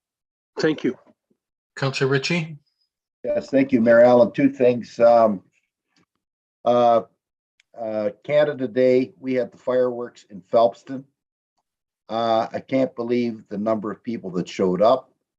It was just a spectacular event, lots of fireworks and lots of people. Just happy to get out and enjoy the warm weather. So I just want to mention that. And also, I see Public Works is out cutting the grass along the side of the road. And that's so important for the people that live in the country, especially for visibility getting in and out of your driveway. So anyway, good work done to the Public Works for getting the grass cut. Thank you. Thank you. Any other municipal updates? Councillor Hannah? Thank you, Mayor. I'd just like to comment on June 18th, Midhurst Soapbox Derby. Excellent day. Thank goodness we had good weather. It couldn't happen without the hard work of volunteers and the cooperation of our staff, manager Dean, and General Manager Ramdale was very helpful in providing the necessary road closure notices and signs and equipment that was needed to make it happen. It was a lot of work, and anybody that was there, I think, enjoyed the day and appreciated it. So it was nice to see it happen again, because it hasn't occurred for a few years because of COVID. Thank you. Councillor Cabral? There we go. Thank you, Mayor Allen. Just a comment on Saturday in Elmvale. The Sci-Fi Fantasy Festival took place, calling the street party. They had stormtroopers. They had characters from Star Trek out wandering the streets. They had a phenomenal velociraptor, fully dressed, screaming and yelling at people on the sidewalks later on. That was very, very interesting. So from what I gather and from what I saw myself in town and from speaking to some of the residents, it was very successful. Someone did put something out that said they anticipated that they had about 1,000 people out. So it was pretty good. It started off as a cool day, but it certainly warmed up as the day went on. With respect to music in the park, that's running all summer long in Elmvale at the Parquet, the Gateway Parquet. I believe it's from 1 o'clock to 3 o'clock, but I could be mistaken on that. I had it before, but I might be wrong, getting old. And of course, the farmers market's running from 9 till 2 p.m. on Fridays. So lots of stuff to do in Elmvale. Thank you. Any other municipal updates? Councillor Mochapman? Thank you, Mayor Allen. I almost forgot. The pickleballers in Menacing wanted me to mention that they have 2 courts set up Thursday and Wednesday morning from 9 to 11, and Tuesday, Wednesday morning 9 to 11, and Thursday night from 6:30 to 8:30 at the Menacing Pavilion. Anyone can join, and it's a fun league. Good. Okay. Moving on to notices of motion, 12.1. Councillor Cabral.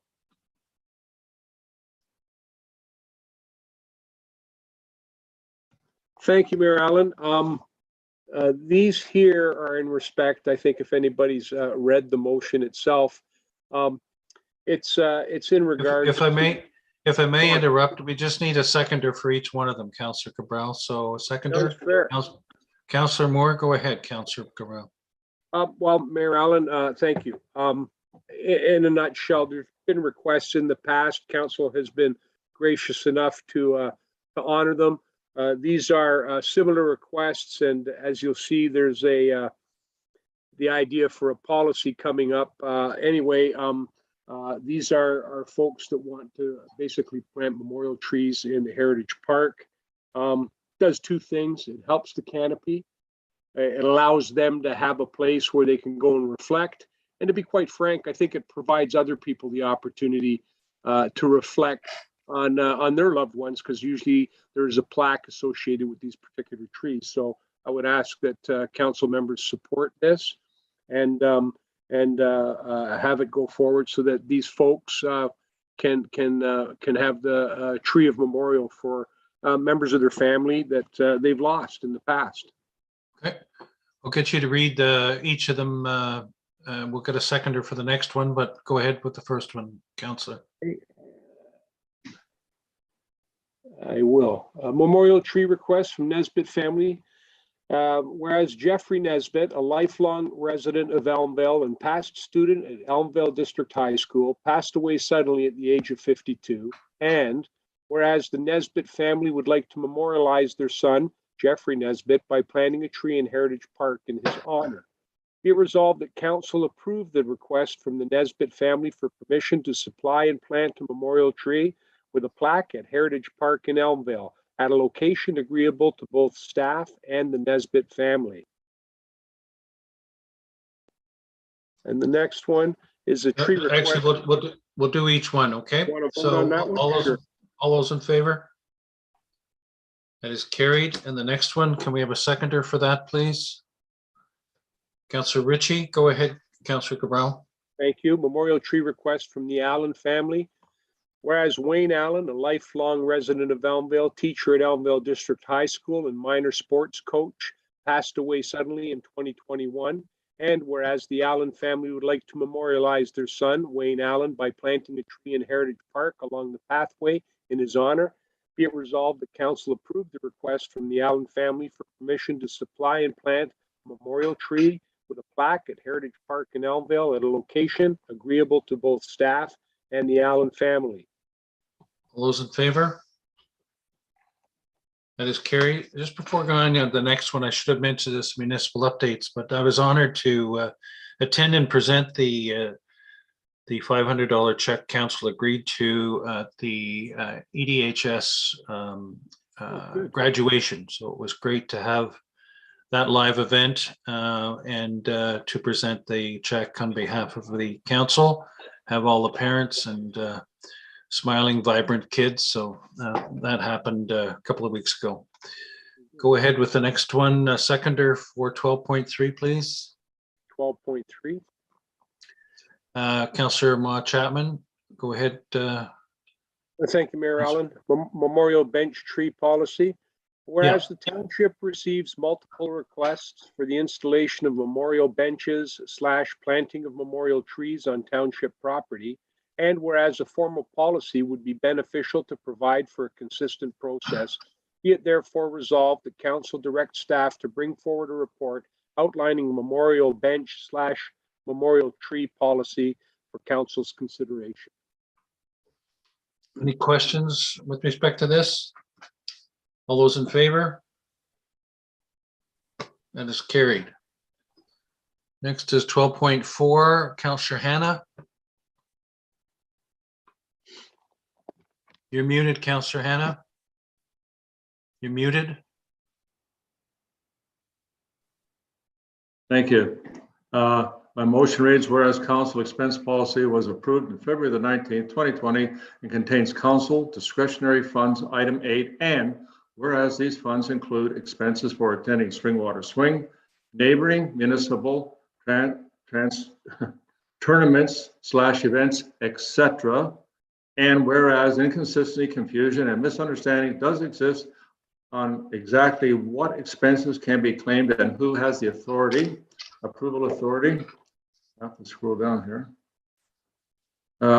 Be it resolved that council seeks to establish clear direction on authorized expenditures the approval authority to generate consistency and eliminate any concerns on bias and/or predisposition by establishing a pre-expenditure guidelines. Based on our conversations last night, I would like to also add to my motion that all expenditures must be recorded and made transparent, similar to credit card expenditures. Is there a seconder for that, please? Councillor Ritchie? Any discussion?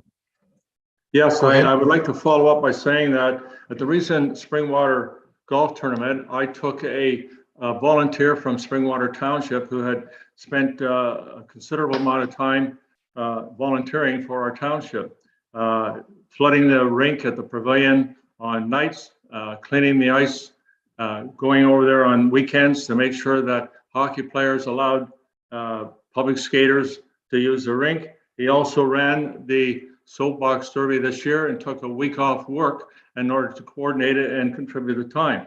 Consequently, as a gesture of appreciation on behalf of the township, I took him to the the Springwater Golf Tournament in Barrie, and I put it through on my council discretionary allowance. The manager, I assume, must have agreed with me because approved it and forwarded it to be taken out of my discretionary funds. So the manager, I believe, it wasn't an error. The manager did what she believed to be correct. I did what I believed to be correct. And keep in mind, I've never claimed a meal.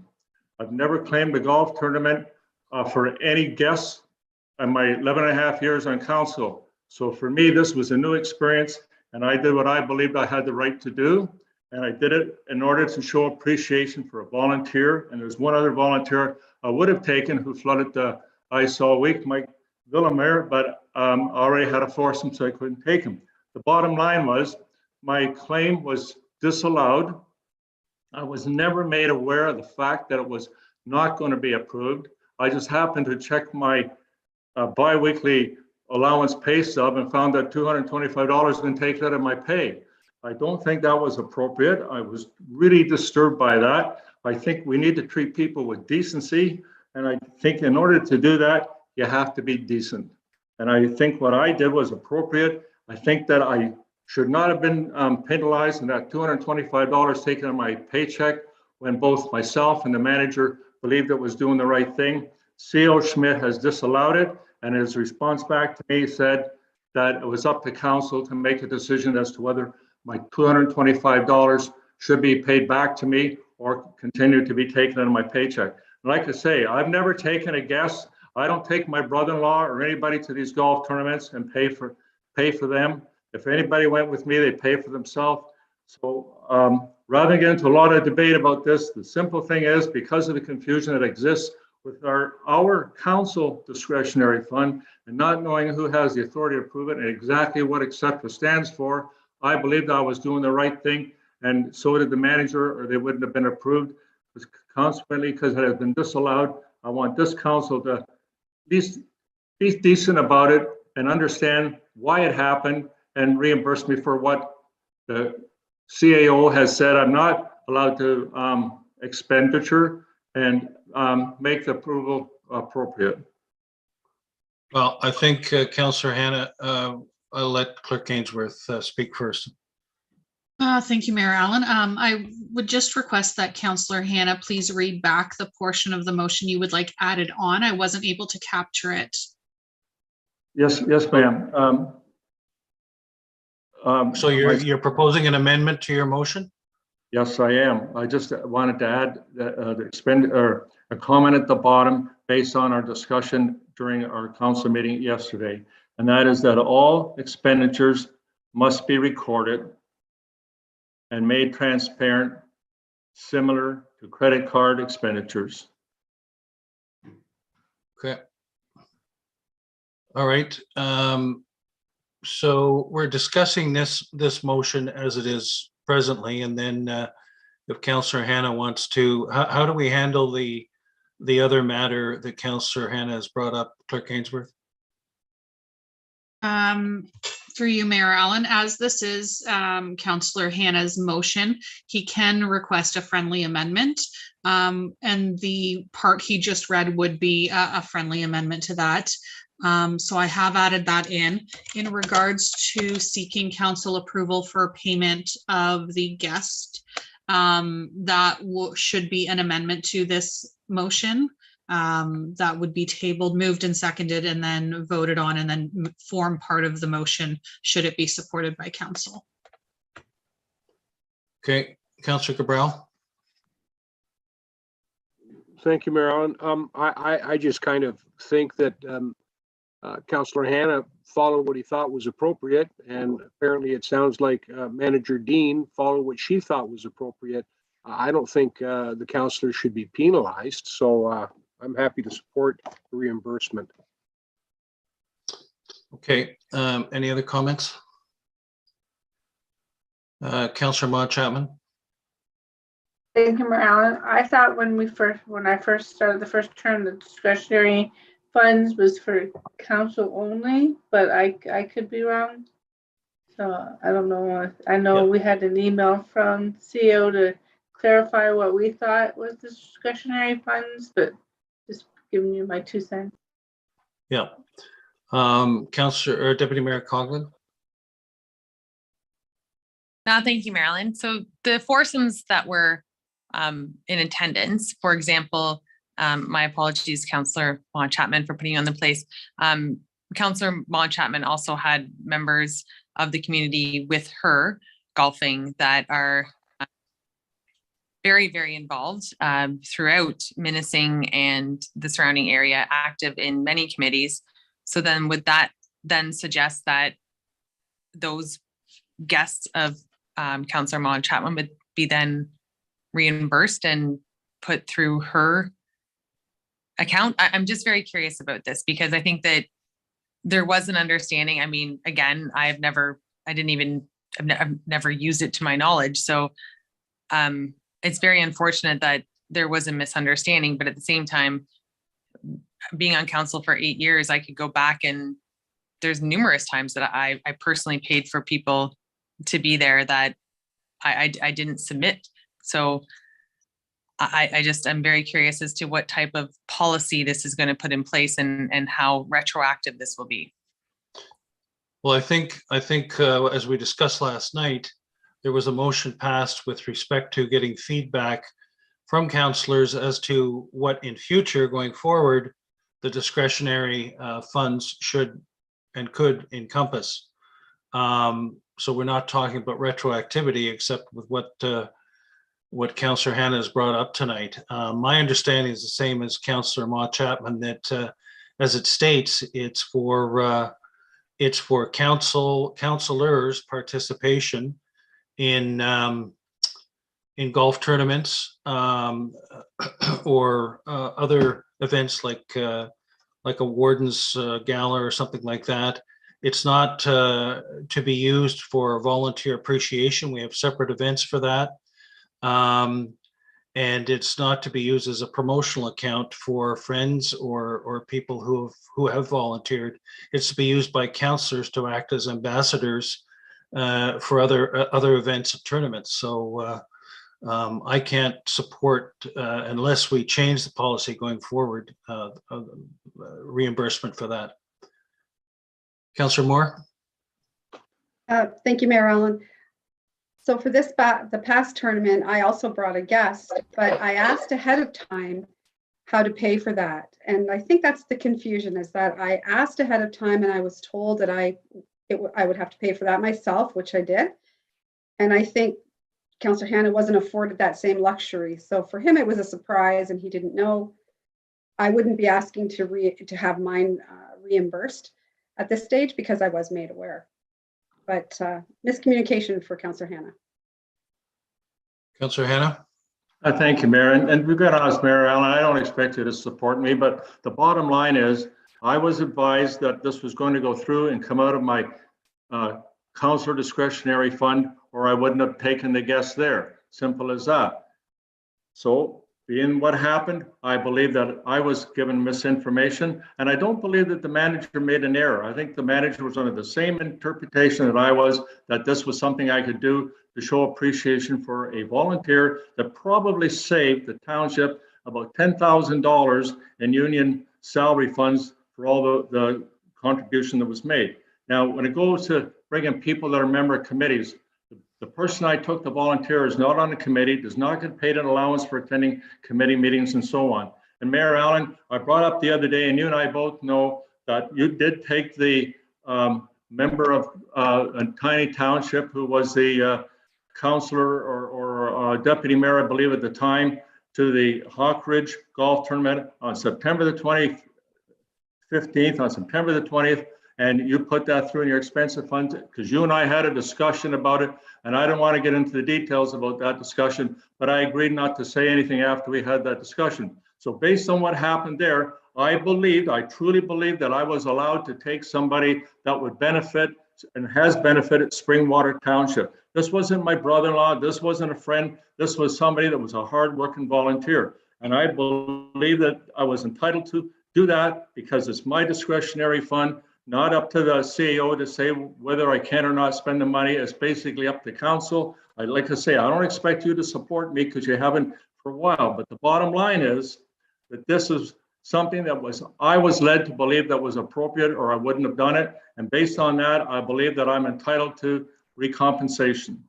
Yeah, well, to clarify, as I did say last night, I don't recall that back in 2015, Councillor Hannah, and ever since then, for my recollection of all golf tournaments, if I've taken guests, whether they're family or friends, I have paid for it personally. I have not used this for that. So that's the factual situation.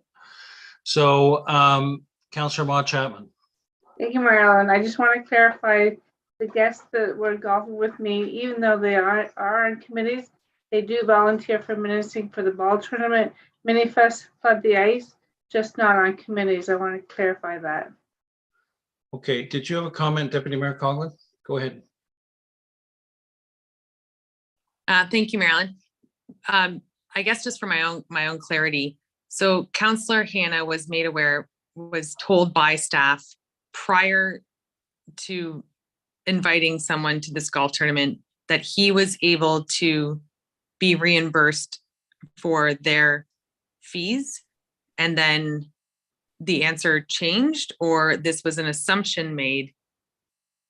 I would just like clarity on that, because if Councillor Hannah was told that, yes, you can invite a guest, it's a community volunteer, absolutely, you can take them as part of the discretionary fund, and then subsequently was told that he couldn't, that becomes different than a misunderstanding. Councillor Hannah. Thank you. So thank you, Deputy Mayor, for asking the question to get the truth out here. The bottom line was I asked the manager to put down Councillor Crabell and take it from his discretionary funds, to put myself down and take it from my discretionary funds, and also gave the name of my guests and asked the guest volunteers, green fees or membership or whatever to the golf tournament, to also be taken out of my discretionary funds. The response back was that it would be processed and come out of my discretionary funds. Based on that, it was clear to me that I was entitled to take the guests and it would be coming out of my discretionary funds. Had I been told I could not do that, it was not be approved, it wasn't allowed, I wouldn't have done it.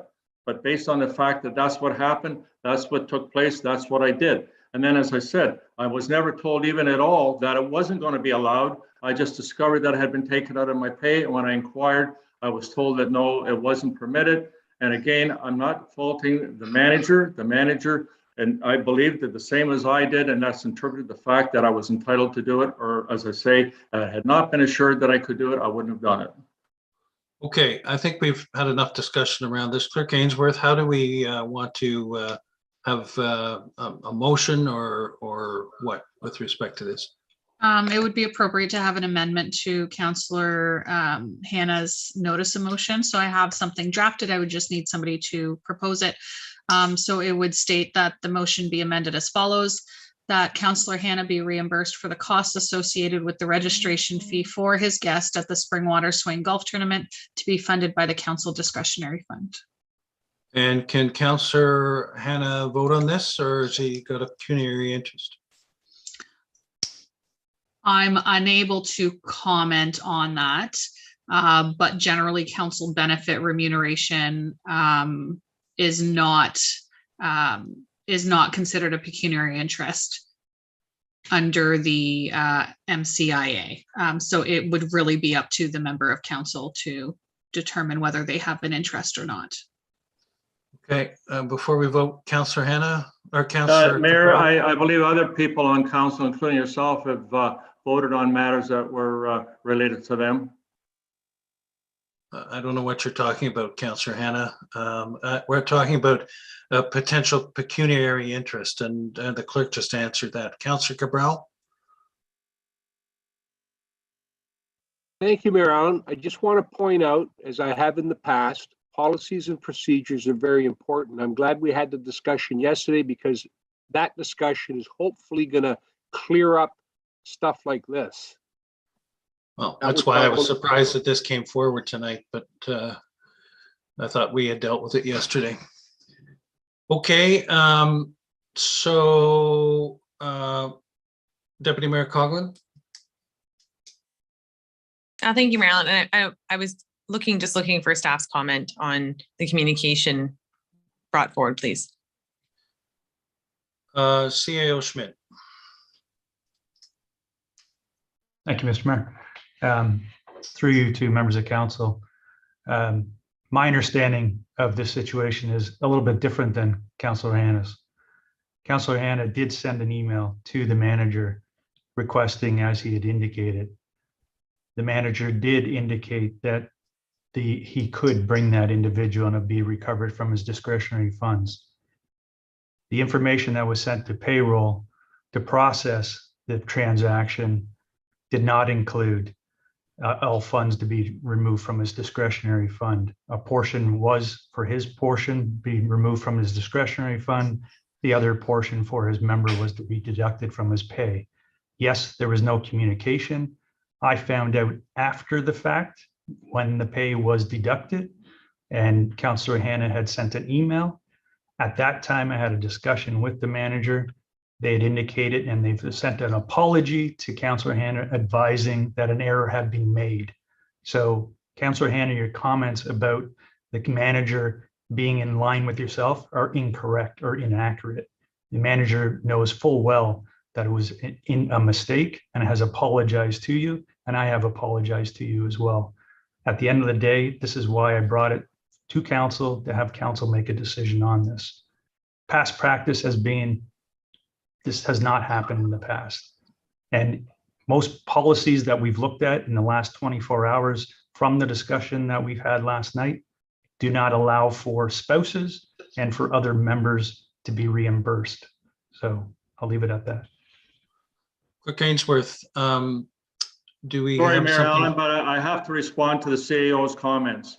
The email I got back from the manager was that the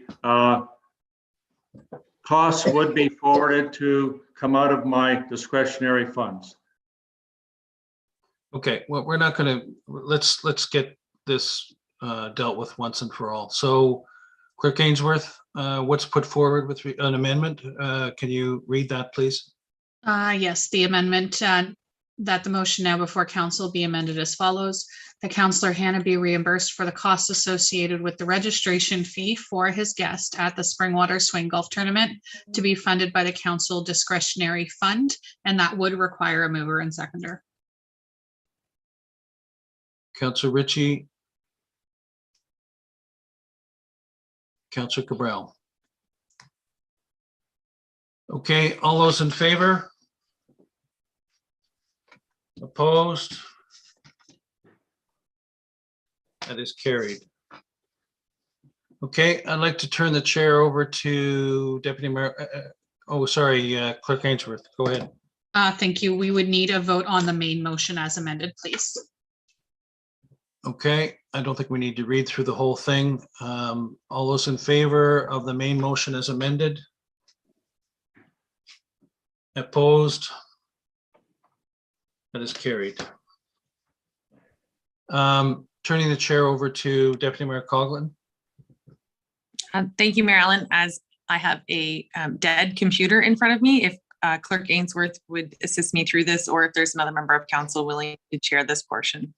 Yeah, it's a quick notice of motion that I have. All Clerk right, Ainsworth will help you out if I may present it, Deputy Mayor. Oh, absolutely. Be it resolved that council approve the allocation of $1,000 from the Springwater Swing funds to be paid to the Marchand family as they care for their son, Jaden, who was critically injured recently in a workplace accident. If I could have a seconder, please. Councillor Moore, Yeah. second. And Clerk Ainsworth, I believe, has something to say. Deputy Mayor Coughlin, sorry. Can't see the screens. My apologies. I'm trying to find her here. Clerk Ainsworth. Thank you. So at this time, it is simply just tabling the motion, providing notice of it. So no seconder would be needed. It would be dealt with at the August 3rd meeting. Thank you. And at Thank this you. point, turn the chair back to Mayor Allen. Thank you, Deputy Mayor. We're at items for future consideration. 13, any items for future consideration? Deputy Mayor Coughlin? Thank you, Marilyn. Just through discussions this evening about direct mailing, I'm just curious if there would be an opportunity for us to have a direct, much like a subscribe, unsubscribe mailers list, understanding now that it's $15,000 for a direct mail. I'm just curious if this is something that is being undertaken or has been considered, but I think that it might be advantageous for us to have a direct mailer to our residents. Clerk Ainsworth? Clerk Ainsworth? Thank you. I'm sorry. There was, the internet seemed to have been cutting out during Deputy Mayor Coughlin's IFC. So were you asking for an email list to be created? Deputy Mayor? Thank you, Marilyn. And through you, I'm just, it may already be in the works. I'm not aware of it. And just this evening during Councillor Moore's amendment, it was like $15,000 for a direct mail when we have the opportunity to email essentially for free. I'm curious if if the municipality, I don't know if there's any type of information, privacy, yada, yada, but if there's an opportunity for us to create a direct mailer through email to residents, I'm just curious if that's something we've considered before. Clerk? Thank you. I would have to defer to CAO Schmidt, please. CAO? Through you, Mr. Mayor, to Deputy Mayor Coughlin. It's not my understanding that we keep email addresses for all residents on file. So we wouldn't be able to necessarily email every resident advising them or of a notice. So that's not something that we typically keep unless a resident provides that to us and provides their consent to us. So. Follow on? Yeah, my thoughts were obviously it would be something that people would sign up for, but getting notifications via Twitter or just an email notification of what's happening this month in Springwater might provide more information to our residents or more available information. So just a thought, if we could look into having some sort of subscription where people can sign up to have information provided to them via email. I think we do that to some extent on the website, CAO Schmidt. Through you, Mr. Mayor, that is correct. I do it myself, actually. So I do get different updates through my personal email address. So I can vouch for that. That does happen, and individuals just need to go to our website, and there's different pages that they can sign up for. And as updates are being provided, they will get an email sent to their email address. Deputy Mayor? And this would have the ability for, say, if there's a tower going up or if there's a municipal wide townhouse or public information session, that information could be sent out to them via this portal? CEO? Through you, Mr. Mayor, to the Deputy Mayor, assuming that they have signed up or subscribed to that page, yes. Fantastic. So you're already done it. That's great. Councillor Ritchie? Well, and I was just going to say that there's a lot of people in the municipality that don't even know what an email address is. So you're going to miss a lot of people. That's all I have to say. All right. So we're moving on to bylaws, which is 14.1. Can I have a mover and seconder for approval of the bylaws? Councillor Mott Chapman, Councillor Moore. That the bylaws listed herein be signed and sealed by the mayor and clerk.